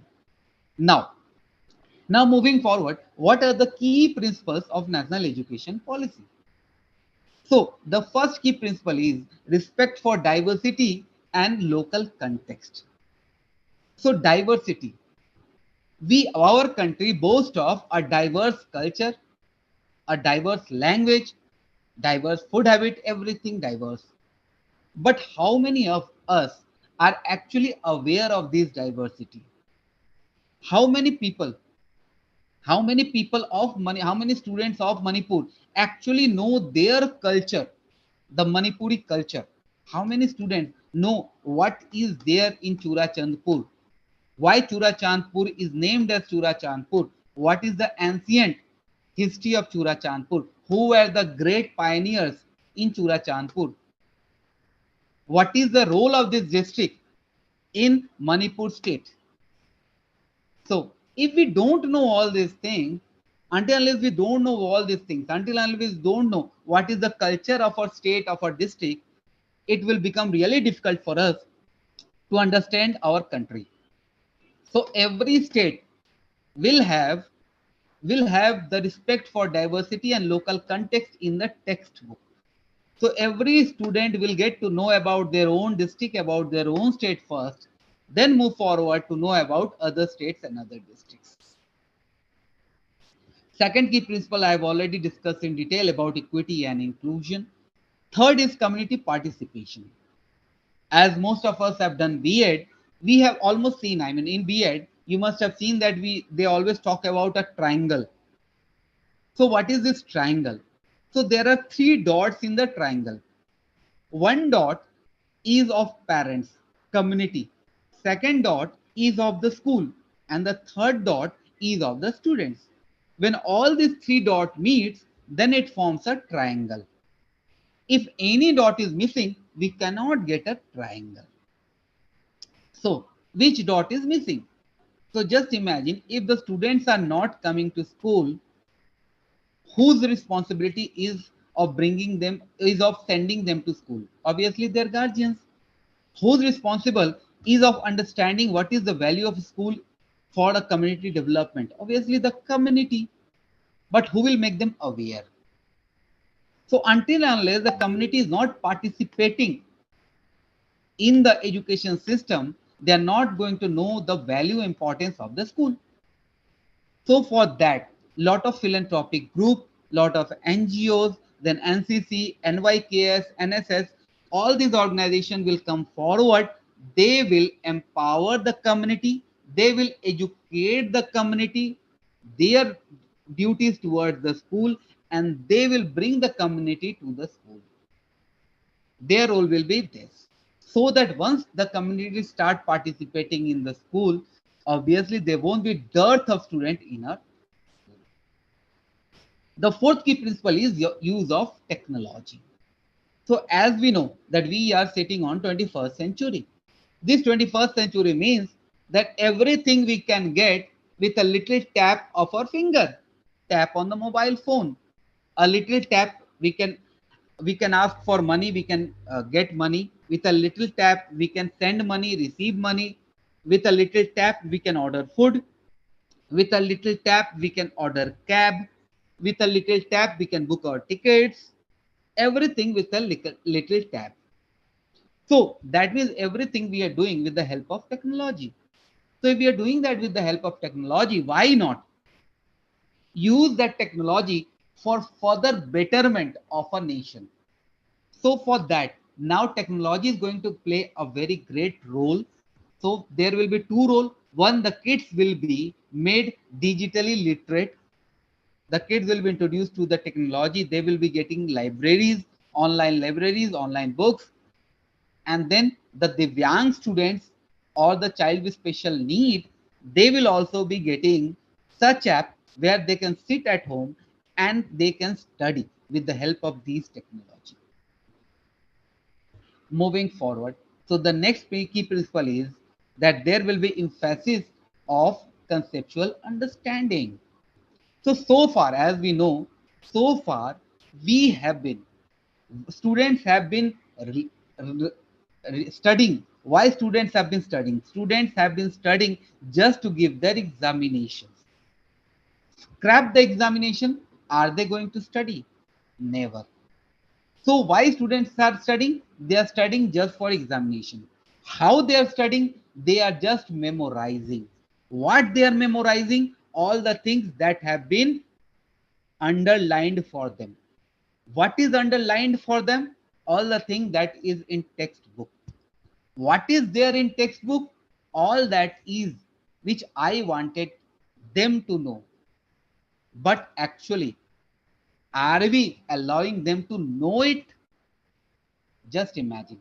Are we allowing them to know what they are studying? Are we allowing them to know why they are studying? Are we allowing them to know how they are studying? No. We are only allowing them a space to memorize the entire thing, mug it up, and then vomit that on their answer sheet. This is called rote learning. This is only transforming them into a machine, into a parrot who won't be thinking, but he will just be following orders. So to make him a thinking man, we need to promote conceptual understanding. So how we can promote conceptual understanding? Remember, it is only possible if we actually, if we made them understand every concept by experiential learning. If they can experience everything which they are learning, then only they will have conceptual understanding. If we connect their knowledge to their surrounding, that is conceptual. That is the way to improve their, promote the conceptual understanding. If they have the conceptual understanding, we won't be having any problem in future. Next is identifying unique capabilities. So to talk about identifying unique capabilities, every single child, every single thing that has taken birth on this planet, that has been shaped on this planet, has unique capability. It can be animal, it can be tree, it can be mammal, it can be bird, it can be insect. Everything that is shaped on this planet have an unique capability. Just think about it. Na? Everything have their own unique capabilities. But are we? They cannot recognize because they don't have a brain like us. But we as a human being, we have a brain. But are we actually recognizing that unique capability, which is only with me? The unique capability which is only with me is only with me. It is not with anyone else. But am I recognizing it? So here a teacher have to play a very vital role. A teacher have to act like a guru, act like a mentor, act like a facilitator, act like a guide who will actually guide the students in identifying their unique capabilities. Because once we get to know our unique capabilities, no one can beat us in our life. Moving forward. So the next key principle NEP is talking about is critical thinking and creativity. So critical thinking, as I said, if I know what I am studying, if I know why I am studying, if I know how I am studying, if I know what is going to be the impact of this learning in my life, then obviously I will know why I am studying. I will be knowing that why I am spending 4 hours or 5 hours in school. I will be knowing why I have to learn this at my home. So this is only possible if we can promote critical thinking among the kids. Let them critically think everything that is shown to them. Until unless they don't raise questions, until unless they don't raise doubts, they are not going to learn anything from it. I can see, okay, Washington, sir. Sir, what about 3 feet? You are still there into 3 feet, sir. Sir, 3 feet was given 2 box, sir. 1 feet, 1 feet. That means 3 plus 2 is equal to 5 feet, sir. 4 feet was given 1 box, 5 feet, and 5 feet was not given any box, sir. Thank you, sir. So now, so critical thinking. So now to move on to creativity. Every kid come with creativity. Every kid is creative. But as that kid starts growing, his creativity starts vanishing. Then a time comes when he's left with no creativity. So, as a teacher, it is our responsibility to help those kids, in fact, help those kids recognize their creativity, help those kids, in fact, groom their creativity. Until unless we don't help them, if we don't motivate them to be creative, they are not going to be creative. And then obviously for education we need to we have continuous review and feedback.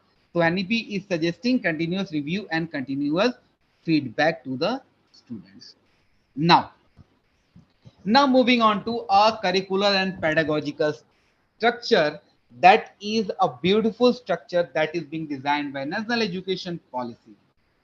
So this structure is going to, in fact, by going through this structure, this slide, you will be knowing 70% about National Education Policy. I can assure you, but you have to give time and please understand it. Please pay attention to it because this is 70% of National Education Policy.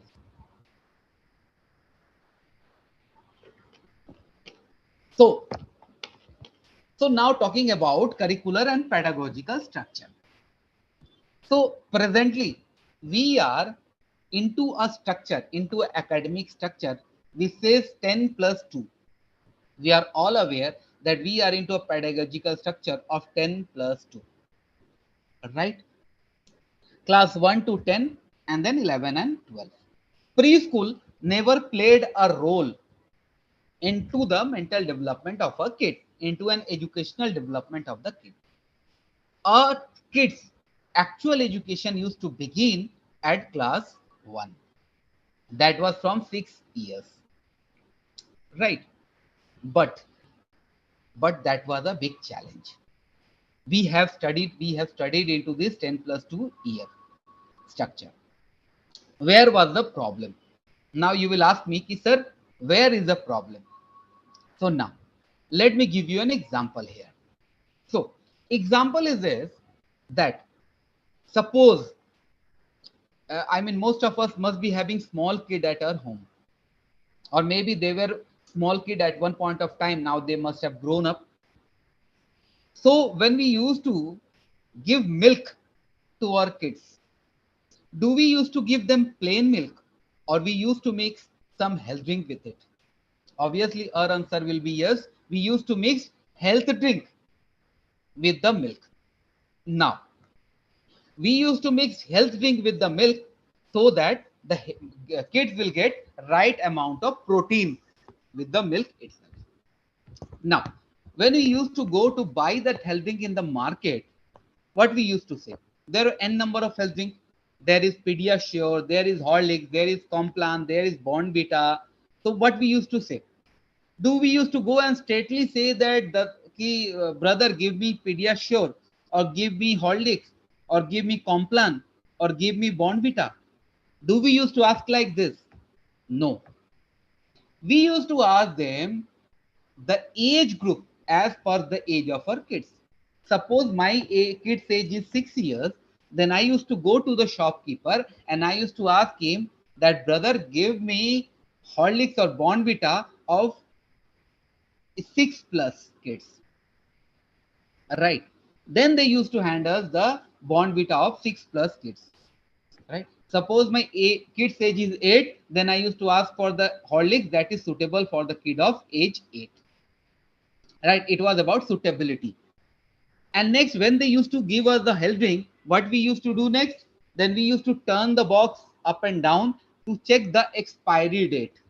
We used to check the expiry date. If it is okay, we used to check that whatever he said for age 6, is it written on it? Yes, it is written on it. That means this is suitable for my kid.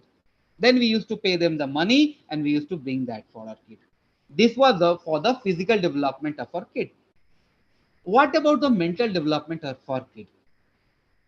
The same method which we are using to teach the student of class 1, the same method which we are using to teach the student of class 5, the same method which we are using to teach the student of class 10.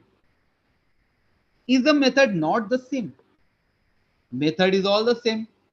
So if the method is all the same, then how can we expect? See, for every age group, their mental structure is changing. Mentally, they are changing. So if their mental structure is changing, how can I expect a good result by not understanding not taking into consideration their mental age and then providing them with the solution? Right. So this was the problem. For this, national education policy came out with a solution with a new academic structure which was divided into 4 parts. That was 5 plus 3 plus 3 plus 4. So 5 plus 3 plus 3 plus 4. So what is this 5 plus 3 plus 3 plus 4? So first 5 year. The first 5 year is named as foundational stage.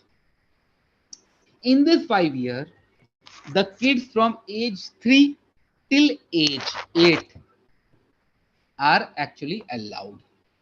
From age 3 till age 8 will be into foundational stage, because foundation is very, very, very important. In this foundation stage, into this 5 year of foundation stage, it is divided into 2 parts. The first 3 year will be for Anganwadi, pre-primary, Bal Vatika, for age 3 to 6 years. So every kid have to minimum 15 years of schooling, have minimum of 15 years of schooling. 1 to 12, right? 12 years, and then 3 years, 15 years. So this first 3 year from 3, 4, 5, from 3 to 6 years that kid will be into Anganwadi, preschool or Balbatika. And next 2 year of foundation stage, that kid will be into primary school of class 1 and 2. That will be from 6 to 8 years of age. Here, the kids will be taught multi-level play activity-based learning. So you can see here the learning word have been used. So kids will be doing a lot of activity. They will be playing. They will be learning a lot of new things by activity-based learning. Right. Only difference in this foundation stage of 3 plus 2 years, I mean 3 years and 2 years, is that in the first 3 years, the kids won't be having any uniform, school uniform. But in the next 2 years, the kids will be having a school uniform. But this is the one difference. As the kid will turn into age 8, so from 8 till 11, he will be into preparatory stage, which is of 3 years. So next stage is preparatory stage of 3 year. Class is from class 3 till class 5. Age is from age 8 till age 11. So now, what will be taught to the students here? So the students will be taught the basic of science, the basic of humanities, the basic of social studies, the basic of moral science, all things, the basic of arts, the basic of mathematics, everything. But everything will be play, discovery, activity based, and interactive classroom learning, so that the kids could come out with more and more questions and we get an opportunity to clear their doubts so that the kids can have conceptual understanding. Now, as the kid will complete this 3 year, they will be moving on to next 3 year, that is named as middle stage.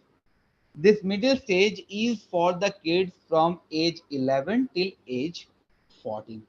The class is from class 6 till class 8.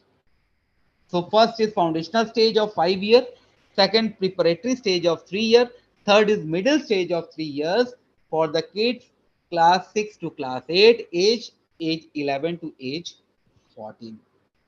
In this, the kids will be getting an advanced level of science, mathematics, arts, social science, and humanities, because they have done the basic level in preparatory stage. Now they will be doing the advanced level of science, mathematics, arts, social science, and humanities. But all these things will be based on experiential learning. So now the kids will be doing experiences, and now they will be learning all these things by experiencing. They won't be learning and then experiencing, but they will be learning by experiencing, so that they can have a conceptual understanding of all these things. Now, once the kid attains the age 14, so from 14 till age 18, they will be into the final part, that is named as secondary stage of 4 years, which will be divided into two parts. One is for class 9 to 10, second part is for class 11 to class 12. But the total tenure is 4 years, age group 14 to 18, class 9 to 12. Here, the kids will be have multidisciplinary study. There will be more focus on developing critical thinking and flexibility, and there will be kids will be having freedom of choice of subjects. So kids can choose any subject of their own choice. So you can see that for every age group, for every mental structure, there is a different type of methodology introduced to these kids, so that actually they can attain education as per requirement. So this entire thing is divided into 4 parts, 5 plus 3 plus 3 plus 4 years. Right? As I said, you're going to know a lot of this thing. So now, since we talk about foundational stage, let us understand foundational stage a little bit more. So when we talk about foundational stage, what about the curriculum? This may be the question that, sir, what will be the curriculum in foundational stage of 5 years? So the curriculum for the foundational stage will be divided into two parts. One curriculum will be for the kids from age 3 till age 6, that means their pre-primary era. that is termed as ECCE, or Early Childhood Care and Education. Second curriculum will be for the kids of age 6 to 8, that will be for class 1 and 2 of primary school. Now, moving forward, every child who is younger than age of 5 years won't be allowed in class 1 until and unless they don't complete foundational class or pre-primary. So every kid have to mandatorily attend pre-primary before moving on to class 1. Now, moving on to next, that every pre-primary or Anganwadi or Balvatika, I mean for the kids who are into 3 to 6 age.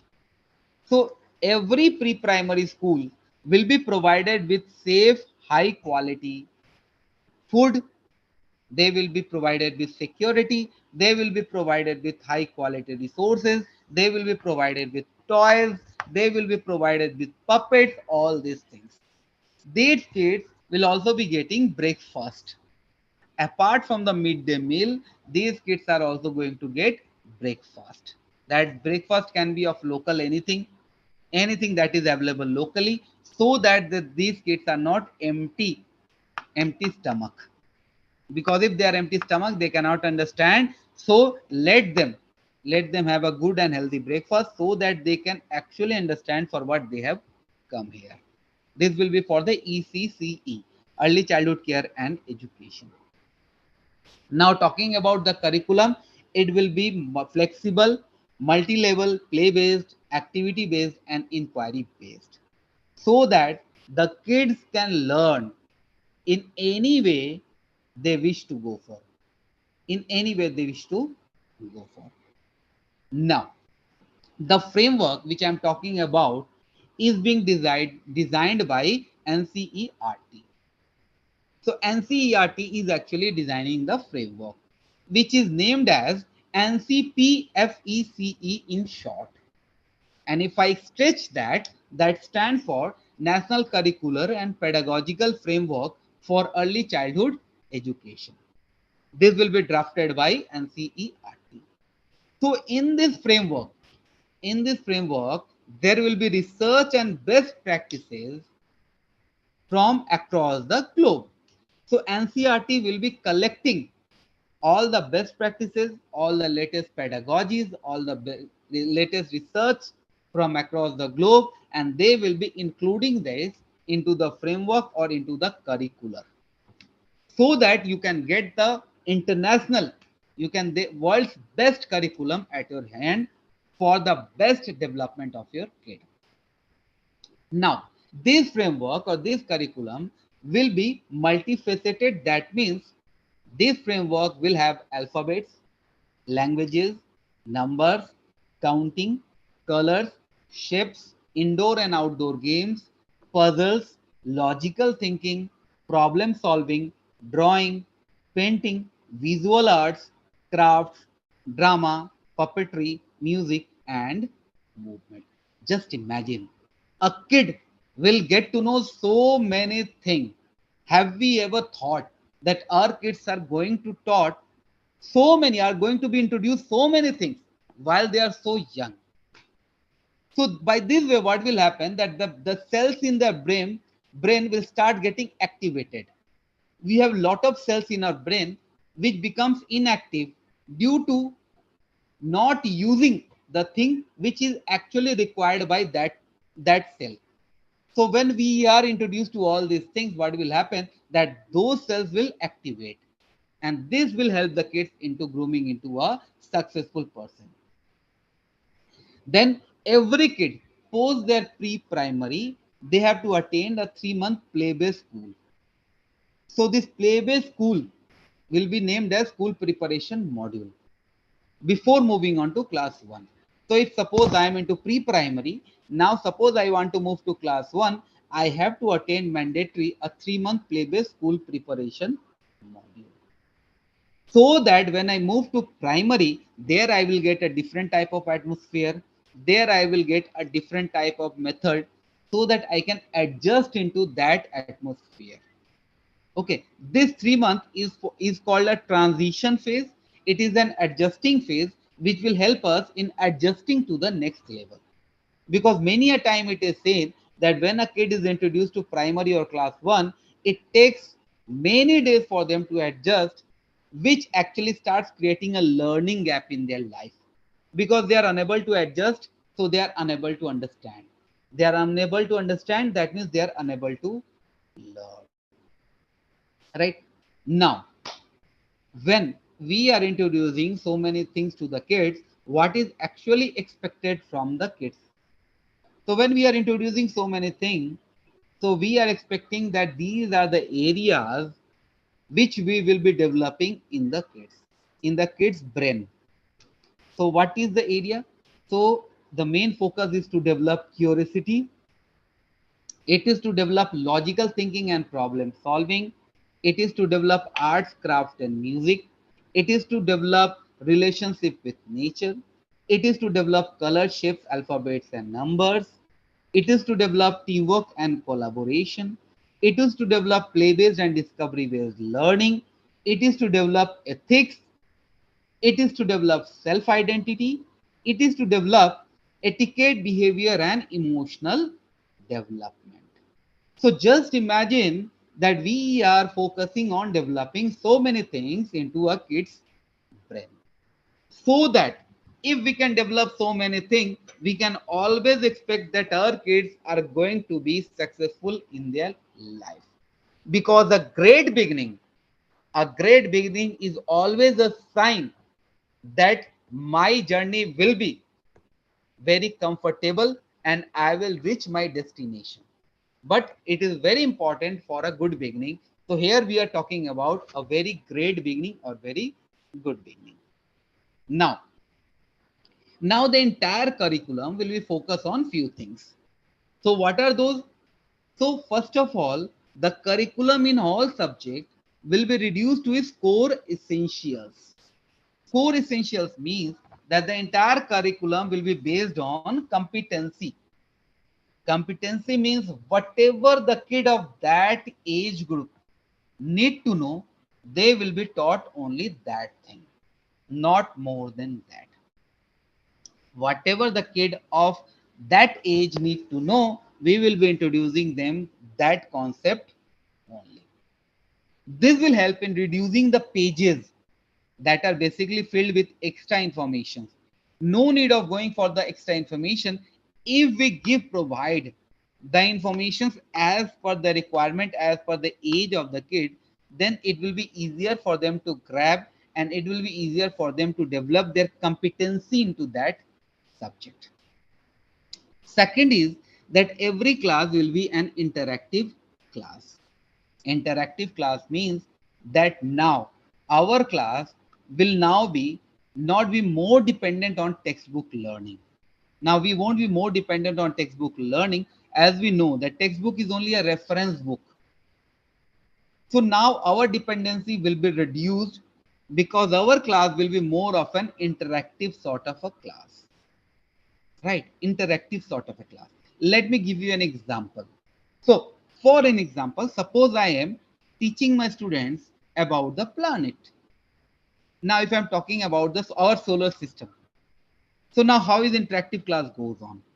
Okay, what is, I'm questioning the students. Okay, can anyone say that what is that red ball like thing that has got fire in it, and we can see that in the afternoon, in the day, in the sky? Now, what kids will say? They will raise their hand. They will say, "Sir, ma'am, son, very good. Everyone clap." What is the white uh, round things we see at the night, which also changes its shape? Then they will say, "Sir, ma'am, moon." So this is a top type of interactive classroom. So what is there? This is written on the book. We are not teaching them, but actually we are asking them, interacting with them on the basis of the information which they have. Every kid have this information. If we start interacting with them, they will be more joyful in learning all those things. Next is critical thinking. As I said, that now focus will be more on critical thinking, that at least the kids should know why they are learning this subject and how it is going to help them in their life. Then there will be an experiential learning. As I said, the entire classroom will be framed into an experiential learning. That means the kids will be experiencing the things and then they will be learning all those things. They won't be learning and then experiencing. They will be doing all those things by their hand and then they will be learning. Because if we experience anything, then that information remains with our mind throughout our life. Right? Now, as I said, as I use the word competency, now you must be having a question that what do we mean by competency? So now let me post that question on your behalf to myself. So what is competency? So now competency is basically made of three words. One is knowledge, one is skill, and then ability to perform that task in best possible way. I'll give you an example. There are more than lakh kids who play cricket or football. Out of them, there are about odd 10,000 or 15,000 kids who actually get to play in the club. And out of that, very few get a chance to play in the district, very few get a chance to represent their state, and very few get a chance to represent their country. So actually everyone had the skill. That was the reason they could play football. Everyone got that knowledge from different training institutes, but one who actually performed that task in the best possible way actually become a national team player. Right. So it is all about competency, and competency is not a time bound thing. We need to give time to the students to develop their competency. Now our education system will be based on competency, so that we will give time to the students to develop the competency in that subject. If I am learning any subject, at least I should know its implementation into the real life world. Then only I am competent. And for that, I need to give my students enough time to develop their competency. Now, a system will be based on this. Then, as I discussed with you, there will be emphasis on digital literacy. We are into 21st century. So obviously, that will be emphasis on digital literacy. Then there will be integration of subjects. So now, what is integration of subjects? So integration of subject means that if I am teaching a student mathematics, so mathematics across the globe there is a set framework for the mathematics. That this is the framework which we will be following while teaching mathematics. How is it? I'll enter my classroom. Everyone wish me good morning, sir. Good morning, ma'am. Good afternoon, sir. Good afternoon, ma'am. Then I had my book, I had my copy in my hand, and then I said, okay, fine, today we will be doing addition. So open page number 12. Everyone open page number 12 and open your copy. Now everyone open their book and open their copy, and then I started explaining that on Blackboard. Now, this is the pattern used in class 1. This is the pattern used in class 5. This is the pattern used in class 10 or in class 12. Now, sir and ma'am, if I ask me, now how can we expect that kids shouldn't be scared of mathematics? They should be scared of mathematics, right? So now NEP is saying that there should be integration of subjects. That means any subject which we are teaching to the student, that should be integrated with any pedagogy. Like, suppose I'm teaching today, I want to teach mathematics to my kids. Now, why shouldn't I start with a story? That come on, kids. So now we'll start on with a story today. Who loves to hear stories? Sir, ma'am, we. Very good. Okay, come. You what to say? You Washington. You come. Now Washington is a kid's name. Sorry, I can see here Washington's sir's number name. So I said his name. So you Washington come. Now Washington come on the board. Now Now kids, there were 2 kids. Okay. Now Washington, draw the 2 kids on the board. Now Washington drew the 2 kids on the board. Very good. So how many kids were there? Sir, 2. How do you know there were 2? Now kids will say, sir, see, 1, 2. Very good. Now one day, these 2 kids, one kid's name was John, the other kid's name was David. Very good. So one day, David and John were going to a football ground. There they find 3 more of their friends, 3 more kids. Okay, Washington, draw 3 more. So Washington drew 3 more. So how many were there now? So now they will add it. And now they said, sir, ma'am, there are 5 kids now. Very good. So by story or by integrating ICT, digital, or by integrating sports, by integrating music, we can teach every subject. But it only depends how we are integrating all those things. And it is now want that with every subject, we should integrate a new pedagogy. Right? Now, there won't be any hard separation among subjects or learning. That means any kid can choose curriculum, co-curricular, extracurricular activities, or they can opt for academic or vocational, or they can opt science and humanities, or they can opt sports, arts, and academics. Everything will be given due respect. Now, next thing is that NEP is focusing on promotion of multilingual teaching. Now, what is multilingual teaching? So, multilingual teaching means, suppose in Manipur, there are students, there is an area which have Bengali speaking students, right? In Tripura, there is an area which have Manipuri speaking students. Now, if we don't have teachers, Bengali teacher in Manipur, how are those kids supposed to understand anything or learn anything? And if Tripura don't have Manipuri speaking teachers, how is that those kids in Tripura learn anything? So these 2 states will come into an agreement, a bilateral agreement, and then they will be sending the teacher of that language into that state, so that whatever language the kids speak, there will be teacher of that language available. Right? So you can understand how beauty is it. Now as we know that school is basically said that school is a temple of learning. All of us have read it, that school is a temple of learning. All right. So if I'm saying that it's a temple of learning, shouldn't we add the school is also a temple of health, school is also a temple of wealth, school is also a temple of learning, obviously. All right. Because school is an area where we actually should learn about health. School should be an area, a place where we should actually take care about our mental health. School should be a place where we will actually learn something, right? So now every school will be developed into that format, right? For every kid, there will be annual health checkup. For every kid, there will be an annual health checkup, right?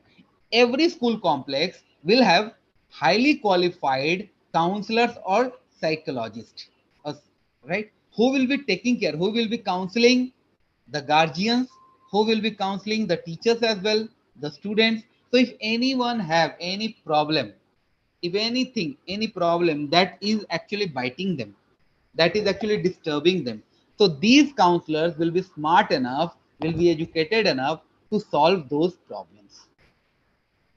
So mental part taken care of. Now, as I said, that there will be reduction in curriculum. That means there will be reduction in the pages of book.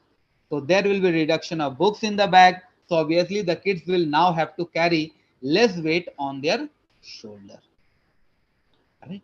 Every school will be provided with suitable infrastructure, so that any kid who is kid with special, child with special need, any kid with disability or normal kid, both can actually attend school all together, and both can get resource as per their requirement. Moving forward, so not only subjects, not only the traditional subjects, like science, social studies, mathematics, language. No. Apart from this, there will be mandatory skills for the kids.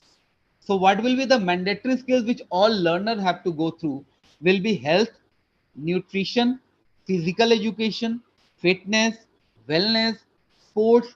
There will also be basic training in preventing healthcare, mental health, first aid, personal and public hygiene. These all will be part of the curriculum. So every kid will be getting all these things apart from the traditional subjects, so that they are actually holistically developed, they are holistically educated, right? Then school, in every school there will be an inclusive and caring culture. That means we have to create such atmosphere where students can come without any fear. They should come to learn, and that learning should be joyful, because if learning is joyful, then only we can bring in the students. And if the students are learning, if they are coming to school, that means they will be learning, and when they will be learning, that means they will be doing some good thing in their life, right? Now moving forward, so what are the innovative pedagogies that will be implemented in the schools, right? So for the teachers, the innovative pedagogy will be experiential learning, as I explained it, integrated pedagogy, as I discussed it. Then there will be equal weightage, as I explained it, that either you take curricular or co-curricular or extracurricular, everyone will be given equal weightage. Then there will be, in every year, there will be 10 days of bagless day, where the kids are not going to bring their bag, rather they will be coming to learn some vocational skills. Then there will be use and integration of technology from class 6 till class 12. So everyone will be digitally literate. And then there will be promotion of peer tutoring. Now, what is peer? Peer means sometimes it is seen that when we learn from our colleagues, that help us a lot, right? But here peer tutoring means that every senior kid will be asked to tutor a junior kid. So suppose I am studying in class 5. So I will be asked to tutor at least one kid of class 1 or class 2. So what I will do? I will now take care of his tutoring apart from the teachers. So I will be his guide. I will be his facilitator. So I will be tutoring that student. So once I'm tutoring that student is getting a free tutor apart from the teacher's intervention. And not only this, that kid, the kid who is tutoring this kid, he will also be getting revision of all his subjects, right? And this is not only for class 5 or for class 6. This tutoring will be till the student is into secondary education. That means till the student is in class 12, he will be getting support from his tutor, so that that tutor can guide him which way to go and how to improve his education study, right? Now, as we know that this is digital era. So digital era means computer age. And when I'm talking about computer age, that means the entire computer system is based on mathematics. Entire astronomy is based on mathematics. Entire astrology is even based on mathematics. So when I'm talking about mathematics, if I am not mathematically competent, I cannot solve many problems, because many problems are being solved by mathematics alone. So now there will be more and more focus on mathematical thinking. There will be more and more focus on computational thinking, so that if I am mathematically competent, then I can easily understand the technology and I can easily solve a lot of problems. And then there will be introduction of contemporary subject in school curriculum. Contemporary means that there will be introduction of artificial intelligence, design thinking, holistic health, organic living, environmental education, global citizenship education. All these things will be introduced to the kid free of cost, right? Just imagine. So whichever way you want to go, you will be provided with that opportunity. Now moving on to examination. So to talk about examination, now the examination is going to be very, very different. So how? So now the examination will be, the key stage of examination will be in 3, 5, class 3, class 5 and class 8. So class 3, class 5 and class 8, the kids will be having a key stage assessment. Okay. So what will be that key stage assessment means? Why that 3, 5 and 8? You can ask me or I can shoot that question on my behalf. So why 3? Why not class 2? Why 5? Why not class 4? Why 8? Why not class 6 or 7? Reason behind this is that as we said, that now the focus will be based on competency development, right? So when I'm saying that the focus will be on competency development, that means to develop the competency, we need to give the students time. So as I was talking about the academic structure, I said the first 5 years is said to be foundation stage. So when is the foundation stage ending? Class 2. So if the kid, so in class 3, when the examination will happen based on the competency developed over this 5 years.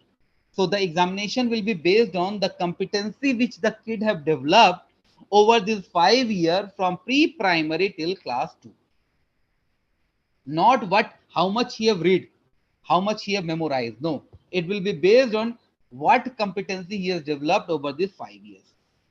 Then what competency he has developed in the next 3 years, and then what competency he has developed in next 3 years. And obviously 10 and 12 is always a board exam, and it will also be competency based examination. So entire thing will be based on competency, so that the kid can get enough time to develop their competency without any tag of time limitation. Right, as I said, it will be to check critical learning outcome, that what development, what is the learning outcome of the kid over this year, so that the kids can move from rote learning. They can focus more on conceptual understanding, because entire assessment will be based on conceptual understanding. Remember, it will be based on the application of that concept in real life situation, right? It will be based on the implementation of that. Suppose I am learning addition, so my question will be like this, that if I have 10 rupees, so if I have 10 rupees and I have one 10 rupee note and I have the other 20 rupees note, so how I am going to use that in the market? So the question will be that whatever I have learned, how I am putting that into a real life usage. Now, the report card. To talk about report card, now the report card which is going to be published is first of its type in the entire globe. The report card will be of 34 pages. Now, interesting, this is first time ever that such report card is getting prepared. It will be of 34 pages report card. Now, again, you may be having a question. You must be having a question that, sir, now, if I'm talking about report card 34 pages, so how it is going to help, and won't it be too much hectic? So dear respected teachers, it won't be hectic. I'll explain that. So as I said, that the report card, 34-page report card. So that 34-page report card will have 4 types of assessment. Okay. The first assessment will be self-assessment. That means every student will assess themselves. What I have learned, what is the problem, what has been my weakness, what has been my strength, and which are the area where I need to improve. That will be my self-assessment. Second assessment will be peer assessment. My tutor I was talking about, he will be putting his assessment over this 5 years time frame, that what was the development in the kid over this 5 year, what is the development in the kid over this 5 year, what were his weakness, what were his strength, and on which area he need to focus more. Third assessment will be of the parents assessment. what I have seen in my kid, what were the areas where I found improvement, what are the areas which I think my kid need to focus more. And the fourth assessment obviously will be of the teacher, will be the sum of all these things, that what has the teacher seen in that kid and how much he agree with all these three assessments and what is his final say about these assessments. Now, when all these things will be recorded in the computer, artificial intelligence will give you a report card of 34 pages. This will be a win-win situation for everyone. The peer tutor will be happy. Great. My assessment is there. Great. I have to work more on it. I will be happy as a student. Great. I know. I have done my self-assessment. So I know where is the area where I have improved. Parents will be happy because they know that what is the actual outcome of my students' total learning. And obviously teachers will be happy because you will be knowing that these three assessments have helped me build a better assessment of the kid. So this will be a 34-page assessment card. Not only this artificial intelligence, it will keep on preparing 34-page report card in class 3, 5, 8, 10, 12, whatever. Now these report card will be stored in the system itself. So when a kid will be planning to choose any career path, if a kid is planning to choose any career path in +2, then these artificial intelligence, on the basis of the assessment, on the basis of the tracking of the learning of the kid, their strength, their weakness, they will be suggesting them the right area where the kid can actually succeed based on the strength, based on the weakness, based on their interest. Just imagine, right? So it will also be like a sort of career counseling for the kids, right? Just imagine. Now to talk about the foundational, the language. So as I said that there won't be any language barrier. So now medium of instruction up till grade 5 or up till class 5 or maybe till class 8, it will be into the home language or mother tongue or local language. So suppose a kid is, the main problem comes that suppose a kid is speaking in another language at his home. When he comes to school, he starts learning, he starts hearing new chapters in a new language, which he cannot understand. By the time he learns to understand that language, by that time, there has been a mammoth creation of learning gap. And then a time comes when the kid says, I quit, I surrender, education is not for me. So, but here, when the medium will be in their mother tongue. So suppose, say, remember one thing, that every state is going to decide on 3 languages that has to be taught in their state. So 3 language will be there, but that doesn't mean that that state have only 3 language. That state must be having 5 languages, 8 languages, 10 languages spoken by different people, spoken by different tribes. So what about them? So, so these 3 languages, suppose I say that suppose there is English or any language. So the teacher will be actually teaching that subject, suppose science or anything. The subject book will be in the 3 chosen language, selected language, which has been selected by the state. But the medium of instruction, the teacher will be teaching that subject in the language that the kid speaks, so that the kid can understand. As the kid will start understanding the subject and as they will move on, then all these 3 languages will be introduced to them one by one, so that the kid can become multiple language holder. Once the kid knows multiple language, his brain development is more faster, right? So now we have talked a lot about the kids. Now let's move on to the teacher education. Okay, so for the teacher education, there has been a lot of questions, there have been a lot of queries regarding teacher education, that what is there in us for in NEP 2020. Lot of misinformation has also been spread about this teachers training. So I'll just explain it, please allow me.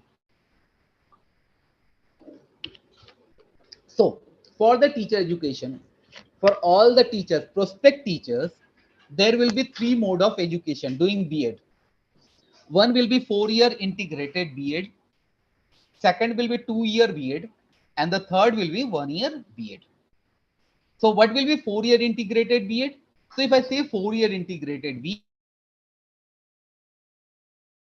that means that if suppose I have done my class 12, I have passed my class 12, now I wish to become a teacher.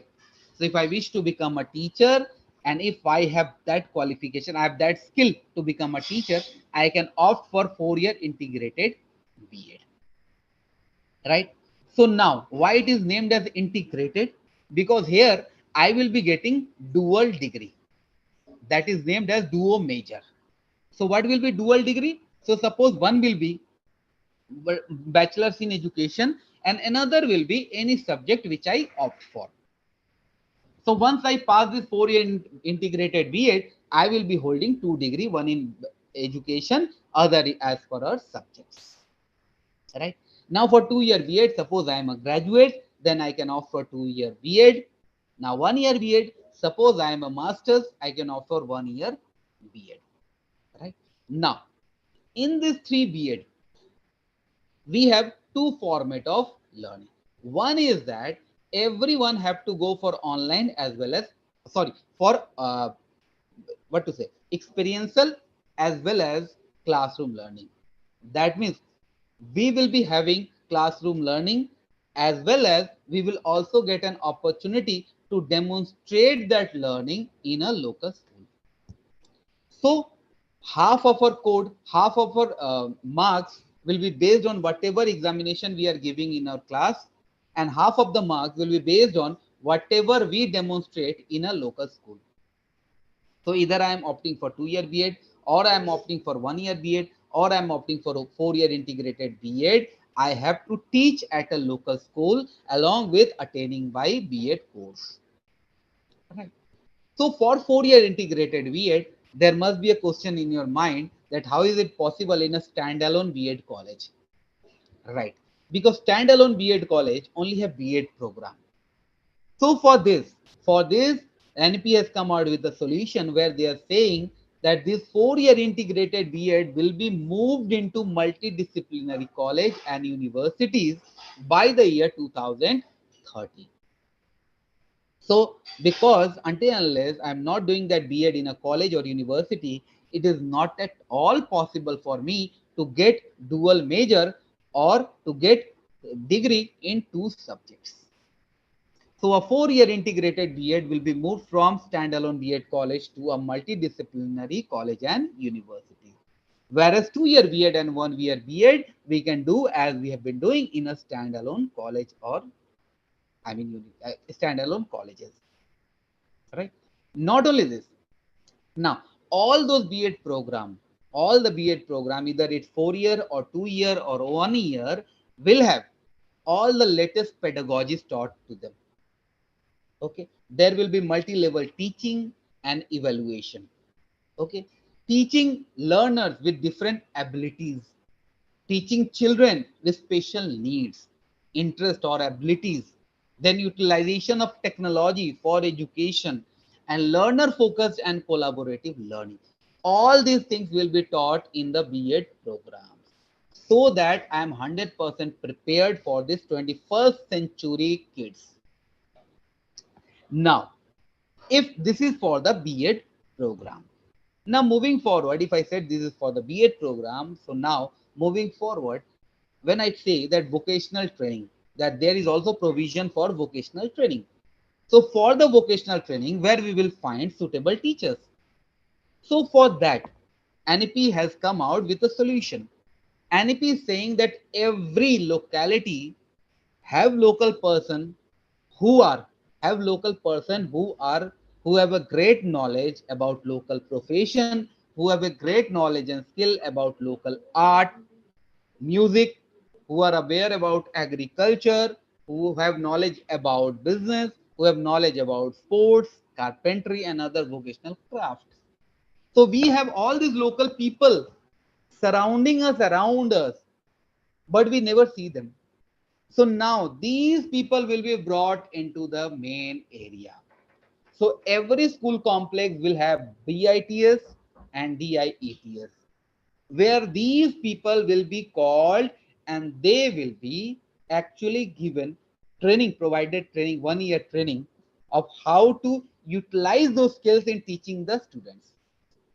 Once they come out with the flying colors, then they will be recruited as a master instructor into that school complex.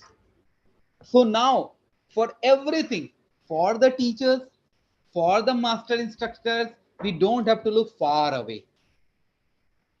NEP is trying to utilize every resource available in the locality.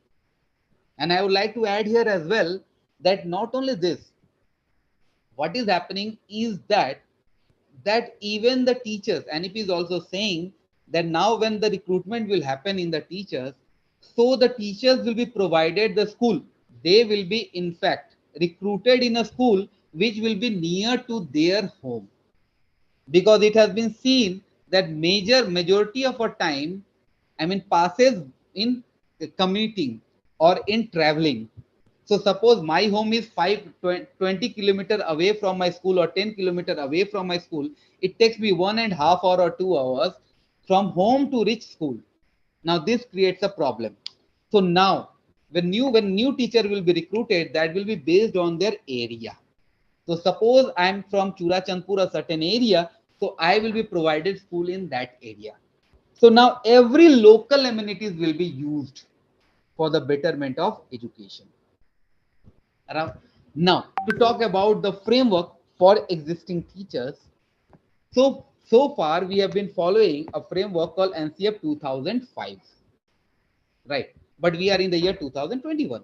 So a new framework is already getting designed, or it has been designed, which is named as NCF 2020 work. So it is for the teachers. So that will be available to us by maybe by end of this year or by mid of this year, right?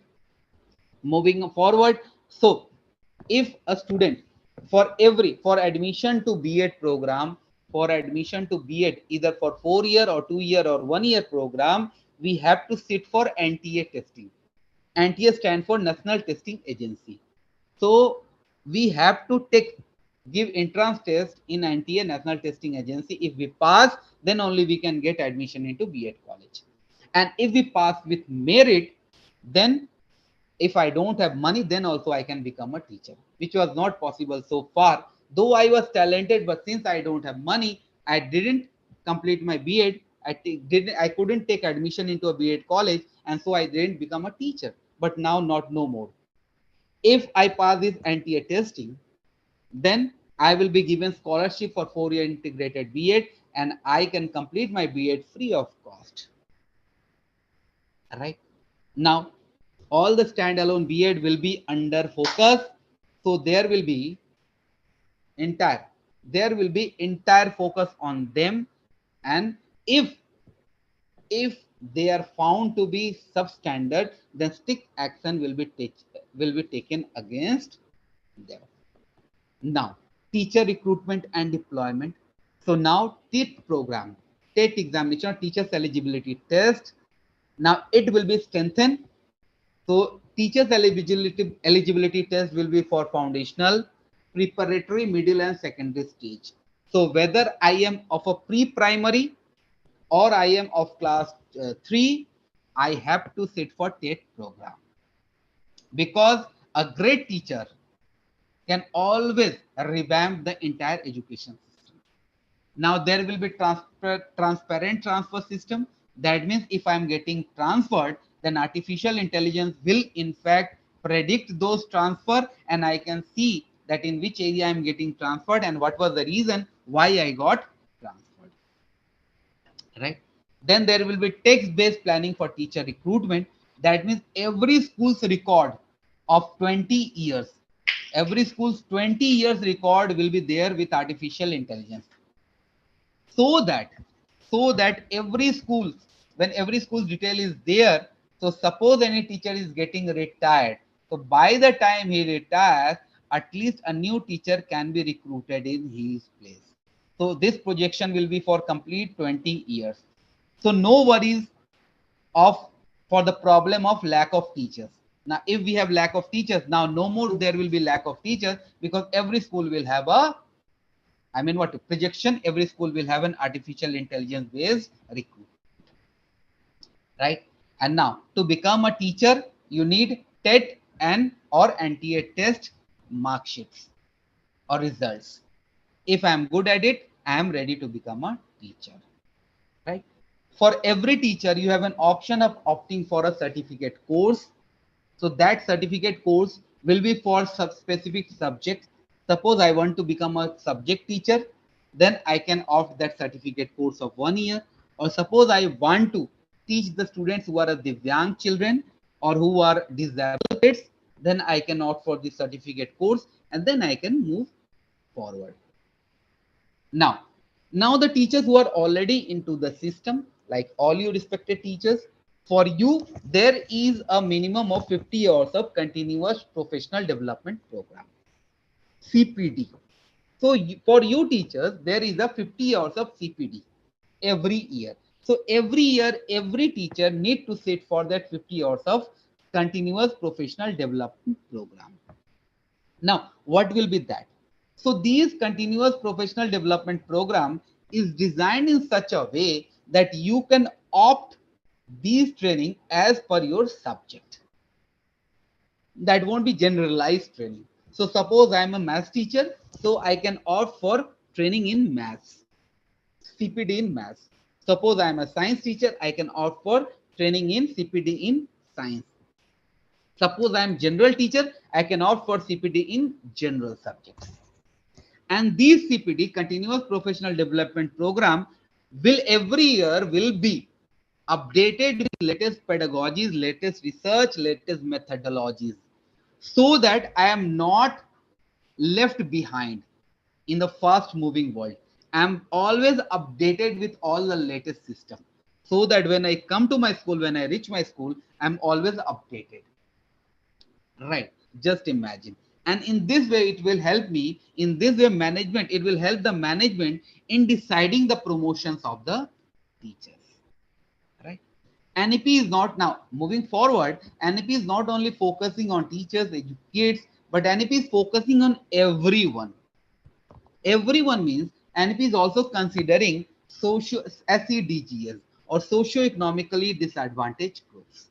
That means either is female or transgender individuals. Till date, females are also in many states, females are also not sent to the schools. So special focus will be on the females as well as transgenders. Then there are many scheduled castes, scheduled tribes, and other backward classes and minorities. So there will be special focus on them. New schools will be built for them so that they can get education. Then there are many villages, small towns who have aspirant students, but they don't have colleges. They don't have good schools. They don't have good good provisions. So in that area also, new schools will be open, new colleges will be open. Then there will be provision for disabilities, the kid who are disabled. So for them also, new schools will be built. For them also, IT enabled I mean digital schools will be made so that these kids can sit at their home and study. Now the fourth is socio-economic conditions. That means many people who are migrant communities or low income households or victims of child trafficking, all these people never get education. To talk about migrant communities, we have seen that these migrant communities, when they move from one state to another state to hunt for their bread, they also take their family with them. They get a job, they start working as a labor or anything as such, but their kids never get a chance to study. They never get admission in any school, in any government school. Now NEP is saying that if I'm a migrant labor and if my kid is with me, then if I have my Indian identity proof, then in no state, no school can deny admission to my kid. They have to take admission of my kid. Otherwise, stringent action will be taken against my school. Okay. because after all, it is responsibility of the government to provide on with the language teacher. So my kid won't be denied of the basic right, that is education. Right. Now to talk about gender guidelines. So for the female girl child, there is special care being taken. So now there is a type of school called Kasturba Gandhi Balika Vidyalaya that was till class 10 and it was limited to only few states or districts. Now that is being revamped to class 12 and that is being opened in many states and many districts.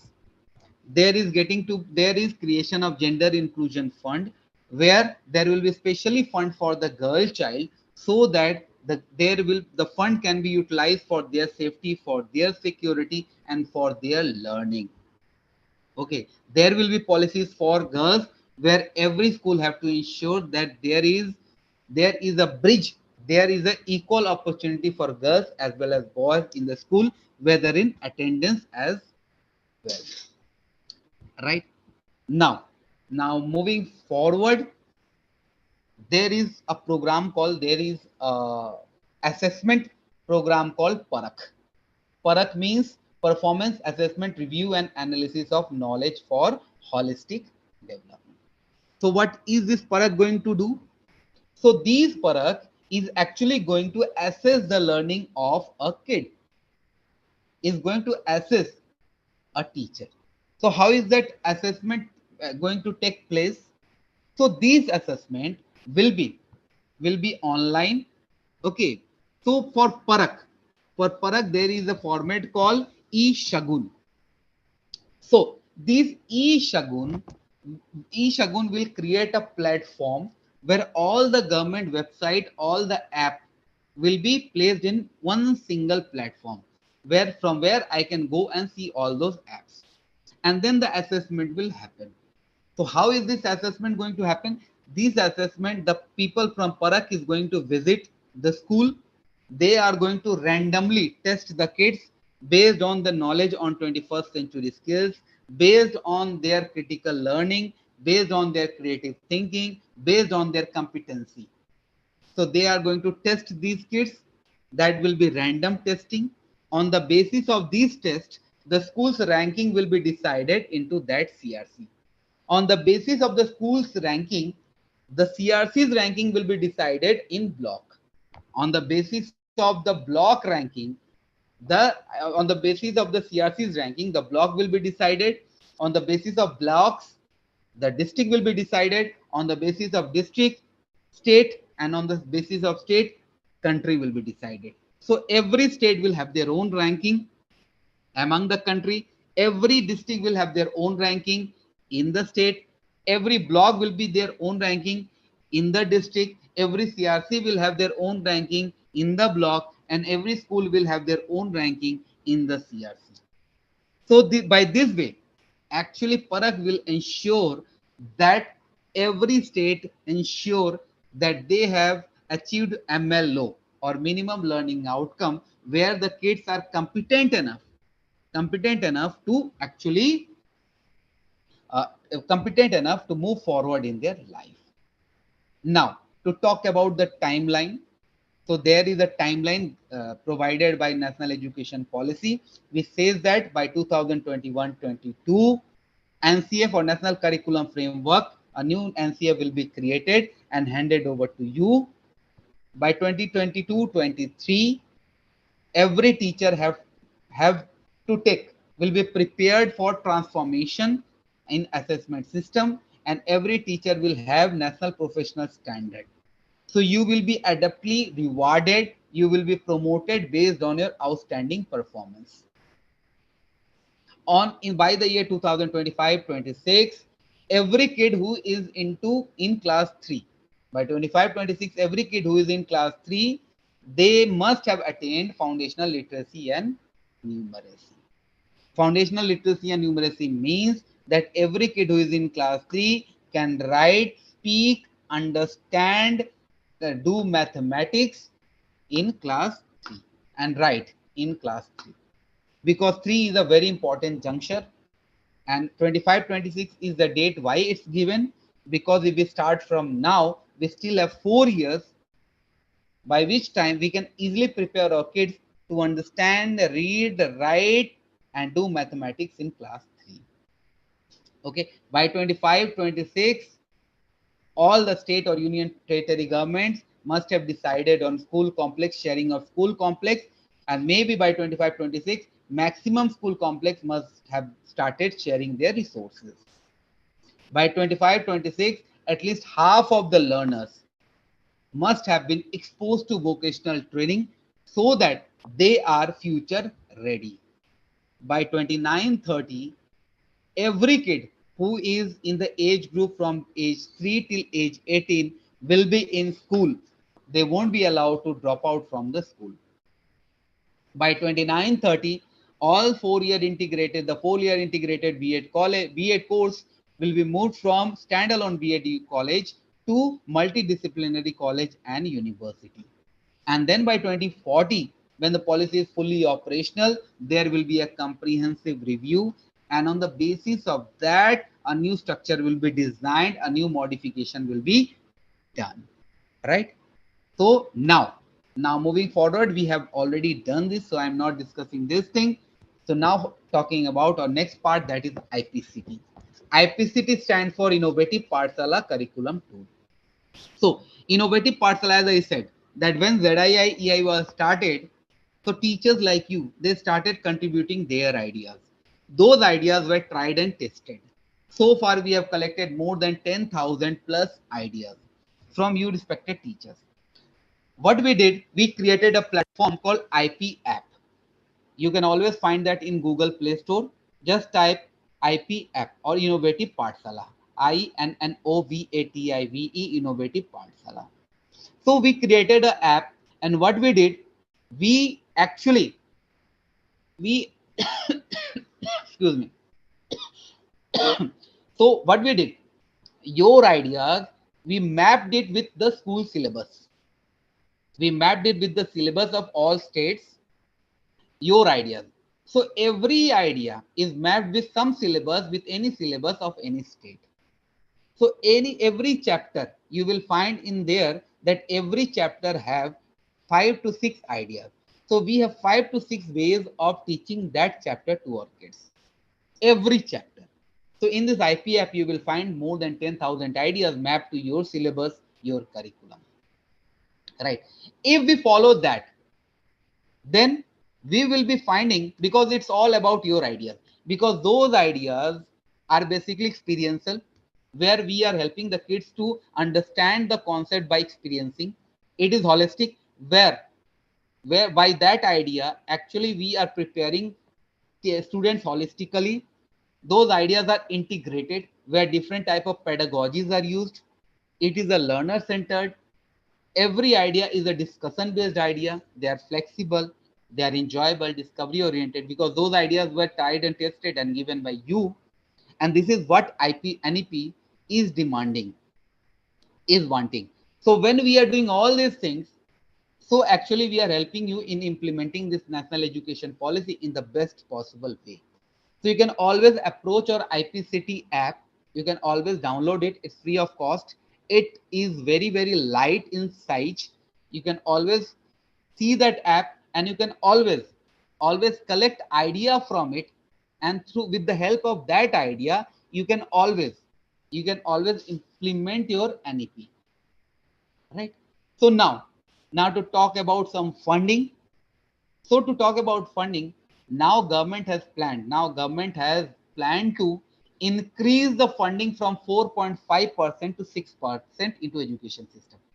So far, education system was just receiving 4.5% of our GDP. But now 1.5% extra fund has been added.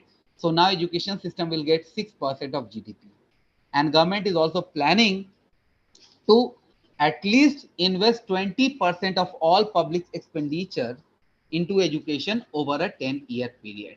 That means more of fund means every school now will be having a resource, right? If you want to know more of us, you can always contact our district coordinator who is there.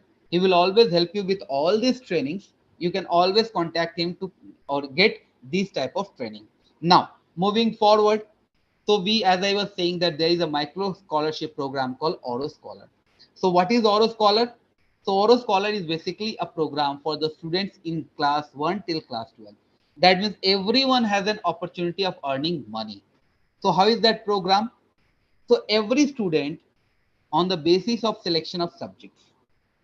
Okay, so suppose I'm a student, I study in class 4, or suppose I study in class 5. So now suppose I selected 5 subjects in class 5. So on the basis of 5 subjects, on every subject, I will have one quiz every week. That means 5 into 4 is equal to 20. That means I will get 20 quiz in a month. It will go on month with 2 retakes in each subject. That means suppose I didn't qualify in one quiz, I will again get a chance to resit or rewrite that examination again. Right now, what type of quiz it will be? So every quiz will be on the basis of multiple choice question. It will be a multiple choice question based. It will have 10 questions, and that has to be completed in 10 minutes. I'll just give you an example. Suppose 2 plus 2 is equal to option number 1 5, option number 1 3, option number 3 4, and option number 4 is 2. Now I have to select one. Once I select, I move on to next question. Right? And now suppose I select 80% of the correct answer, I get 50 rupees for that quiz. So suppose I select 80% of that quiz, that means I am eligible to get 50 rupees for that quiz. So suppose there are 20, so 20 into 50 is equal to 1000 rupees. So I have an opportunity to earn 1000 rupees every month. Just imagine 1000 rupees. So just how, but 1000 rupees, why was this scholarship created? So this scholarship was created because when annual status of education report came out in the year 2018, so annual status of education report said that more than 50% of students are unable to solve grade -1 problem. That means that suppose any kid is in class 5, maybe there is a probability that he won't be able to solve question of class 4. Right? So suppose there are 10 students, so probability is that 5 to 6 students are unable to solve question of class 4. Right? So this is creating a learning gap, which is getting bigger day by day. When I was in class 1, I couldn't understand. I moved to class 2. Now I couldn't understand class 1. I couldn't understand class 2. I moved to class 3. Now I couldn't understand 1, 2. I couldn't understand 3. It moved on until I reach class 5, and then I say I quit. Sorry, it won't happen with me. I'm surrendering. All right. For this quiz was created where the quiz will start in grade -3 level. What is this grade -3 level? So suppose I am in class 5. So my first quiz will be 5 minus 3 is equal to 2. That means my first quiz will be from class 2. Question from class 2. Second week's quiz will be from question from class 3. Third week's quiz will be from question from class 3, from class 4. And fourth will be from class 5. This will move on and on. This way, I will keep on revising. All my chapters will be revised, and every time I revise, I earn a 50 rupees. So just imagine, I'm learning, I'm earning, I'm earning, and I am learning. Right? It's a beautiful initiative. You should always talk to your district coordinator. You should contact us and try to enroll your students as much as possible so that they get an opportunity to win money. Now we are into our final part, that is called project inclusion. As I was saying, that suppose I get a knowledge where I can actually psychologically analyze a student's problem. That means it is said that every kid have NDD. Maximum kid have NDD. NDD means neurodevelopmental disorder. So don't think this is a disorder. NDD is actually a term. Why this is a term? Because neurodevelopmental disorder says that suppose any kid is overactive, any kid is slow learner, any kid is very naughty, any kid is very weak in studies. So all is due to NDD, neurodevelopmental disorder. This is due to some hidden disability which we haven't identified so far, right? So resulting that if when we couldn't identify the problem, the illness, how we can suggest a solution for them or medicine for them. So here is an opportunity where we get a chance to become act as a doctor. So how we are going a chance to get act as a doctor? So we have a program called Project Inclusion. In this program, we are training teachers how they can identify. We are training teachers how they can actually identify those students. Okay. And what problem they have, we can easily identify. Once we identify those problems, then we can come out with a solution for them. So how we can do that? So here is the process. So what we are doing, we are giving you a training. Okay. When we are giving you a training, we are giving an orientation session.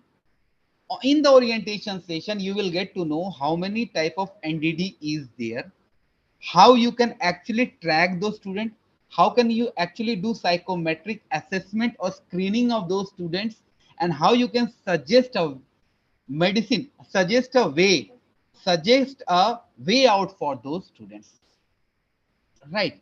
So that it becomes easier for you to take a step. So far we are present in 9 states and 5 union territories.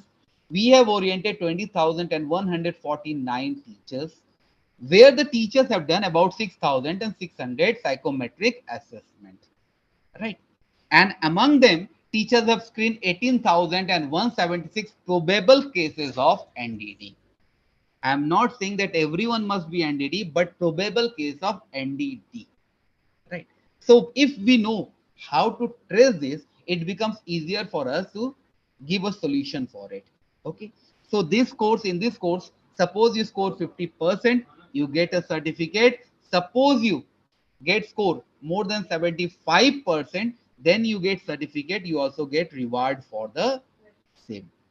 We have an app for it as well. You can always visit our app, right? So you can, the app's name is Project Inclusion. Just type it and download that app, and from there you can find how you can take this training. So dear respected teachers, so we talked about all these things in length and breadth. Now it's high time. I could see that I mean, my respected teachers and officials have been quite, I mean, interested in knowing about all these things, and you have been quite active. I can see here our guests have been here. Thank you very much, respected guests. And I can also see that our respected Ashok sir is also here. तो I mean my warm welcome to respected Ashok sir. Sir आप हमेशा हमारे guide और हमारे motivator रहे हैं sir. So it is due to immense energy of sir that I get this energy. Whenever I see sir's energy, I feel that it is in me. तो sir ये energy देने के लिए sir thank you very much. और sir बस अब आखिरी चरण चल रहा है.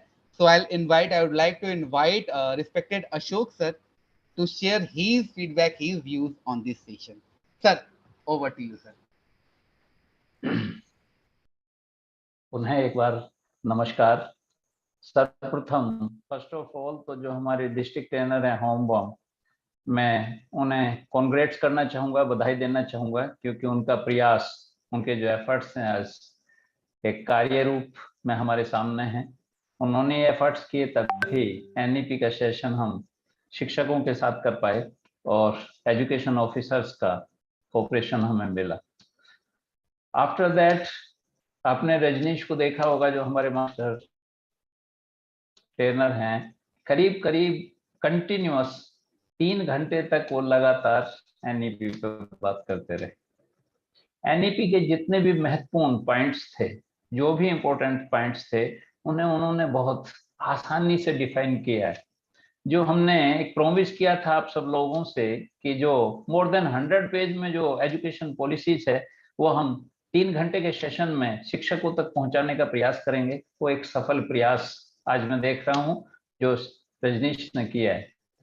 इनफैक्ट प्रत्येक पॉइंट को बहुत सरल भाषा में, एग्जाम्पल्स के साथ, आपकी ही भाषा में, एक्टिविटी के साथ शिक्षकों तक पहुंचाने का प्रयास किया है। और मैं आशा रखता हूं कि निश्चित रूप से वो शिक्षकों तक नहीं पहुंची होगी, बल्कि शिक्षकों के हृदय तक, उनके हार्ट तक पहुंची होगी। और हार्ट तक पहुंचना इसलिए जरूरी है कि अगर कोई भी पॉलिसी वो हार्ट तक नहीं पहुंचती है, उसे हार्ट से रिसीव नहीं करता है, तो उसका इम्प्लीमेंटेशन आसान नहीं होता है। इसलिए उसका इम्प्लीमेंटेशन अगर आसान है तो निश्चित रूप से वो शिक्षकों के हृदय तक पहुंचनी चाहिए। ऐसा मैं महसूस करता हूं कि निश्चित रूप से वो पहुंची। इसलिए तमाम वो गुरुजन, तमाम वो शिक्षक, टीचर्स जो हमारे साथ थे, मैं उन्हें हृदय से धन्यवाद करना चाहता हूं, उन्हें थैंक्स कहना चाहता हूं कि उन्होंने कंटिन्यूअस अपनी हिस्सेदारी बनाए के रखी पूरे सेशंस में। और निश्चित रूप से उनकी हिस्सेदारी ही एक आधार था। उनके चैट बॉक्स में जो भी रिमार्क्स थे वो जस्ट लाइक एक मोटिवेशन थे रजनीश के लिए, थी रजनीश के लिए। क्योंकि किसी भी वक्ता का, किसी भी स्पीकर की स्ट्रेंथ इस बात पर निर्भर करती है कि उसके जो श्रोता हैं वो कितना उसे रेस्पॉन्स दे रहे हैं।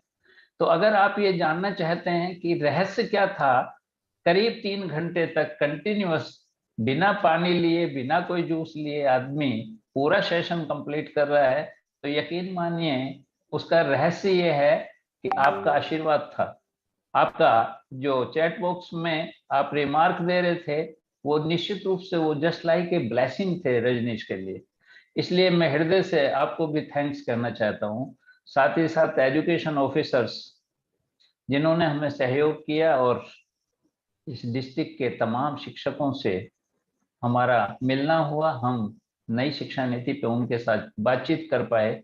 मैं उन तमाम एजुकेशन ऑफिसर्स को भी थैंक्स करना चाहूँगा, हृदय से उनका आभार व्यक्त करना चाहता हूँ। और अंत में मैं कुछ शब्दों के साथ अपनी बात पूरी करूँगा, और वो शब्द ये हैं कि आप और हम सब चाहते हैं कि भारत बदले। आप और हम सब चाहते हैं कि एजुकेशन में चेंजेस आए। आप और हम सब चाहते हैं, जैसा कि रजनीश अपने आंकड़ों से सिद्ध किया, कि आज भी देश में करोड़ों बच्चा ऐसा है जो एजुकेशन चाहता है, जो एजुकेशन प्राप्त करके वो भी भारतवर्ष के डेवलपमेंट में अपनी भागीदारी और साझेदारी सुनिश्चित करना चाहता है। उन सब करोड़ों बच्चों को हम शिक्षा दे सकते हैं, और वो एक ही व्यक्ति है जो शिक्षा दे सकता है, वो है भारत का शिक्षक जो आज हमारे सामने है। जब लाइव सेशन हम करते हैं तो यकीन मानिए कि केवल चूराचांदपुर के शिक्षक ही नहीं थे, भारतवर्ष के विभिन्न राज्यों के शिक्षक हमारे साथ जुड़े होते हैं। इसलिए मैं तमाम भारत के शिक्षकों को ये आह्वान करना चाहता हूँ, ये बताना चाहता हूँ कि अगर आप उन करोड़ों बच्चों के साथ न्याय करना चाहते हैं, अगर देश के साथ न्याय करना चाहते हैं, देश को विकासशील से विकासशील देश में कन्वर्ट करना चाहते हैं, एक सशक्त देश के रूप में सशक्त बनाना चाहते हैं, तो शिक्षकों को अपनी जिम्मेदारी निभानी पड़ेगी। और शिक्षकों के लिए ये एक शस्त्र है नई शिक्षा नीति। शिक्षकों के लिए नई शिक्षा नीति एक शास्त्र है। तो इस शस्त्र के द्वारा, इस शास्त्र के द्वारा हम पूरे भारत को बदल सकते हैं। अगर हमने ये निश्चय किया तो निश्चित रूप से बहने वाली जो शिक्षा की गंगा है वो पृथ्वी पे आ जाएगी, वो उन करोड़ों बच्चों तक पहुंच जाएगी जिन्हें हम चाहते हैं, जिन्हें आप चाहते हैं। और अगर इस गंगा को लाना है तो भगीरथ भी आपको ही बनना पड़ेगा। और ये एक ऐसा पवित्र यज्ञ है जिससे पूरी भारत भूमि शिक्षा से सुगंधित हो सकती है। इस हवन का यजमान भी भारत का शिक्षक ही है, शिक्षा अधिकारी। तो चाहे वो भागीरथ हो या यजमान हो या क्रांतिवीर हो, वो सब भारत के शिक्षक हैं, भारत के शिक्षा अधिकारी। अतः मैं बहुत भावनात्मक अपील के साथ अपनी बात कहना चाहता हूँ कि हे भारत के शिक्षकों, वक्त आ गया है कि हम अपने कर्तव्य को पहचानें। अब वक्त आ गया है कि भारत एक विकासशील देश के रूप में स्थापित हो, भारत एक समर्थ देश के रूप में स्थापित हो, और भारत मैकाले की शिक्षा पद्धति से बाहर निकल के मजदूर पैदा ना करे, बल्कि भारत को मालिक देने का वक्त आ गया है। हम ऐसी शिक्षा इजाद करें, हम ऐसी शिक्षा की उत्पत्ति करें कि भारत को मालिक दे सके, प्रत्येक भारतवासी कह सके कि मेरा भारत और मैं भारत के लिए। ऐसा हम करेंगे इस निश्चय के साथ, इस कमिटमेंट के साथ। आज हम यहाँ से जाते हैं और फिर मिलेंगे मुस्कुराते हुए, क्योंकि मेरा सदैव एक नारा है, और वो नारा है कि भारत का शिक्षक अगर मुस्कुरा दिया तो यकीन मानिए देश मुस्कुरा जाएगा। हम मुस्कुराएंगे और देश भी मुस्कुराएगा। इन्हीं शब्दों के साथ पुनः आप सबका बहुत बहुत आभार, बहुत बहुत धन्यवाद।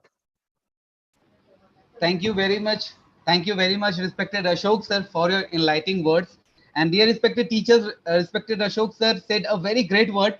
He said that let's smile and then move to the students, because if a teacher smile, then the entire generation can smile, the entire nation can smile. So let's smile, let's keep a smile on our face, and let's go for a great lunch after this hectic schedule. And thanks to all respected officials and teachers that in spite of very bad network in Manipur, as I am aware of, you have sticked with us. So let's have a great day, and from tomorrow, let's promise that we'll try to bring some change at our point. So thanks a lot. Jai Hind, Jai Bharat, Namaskar.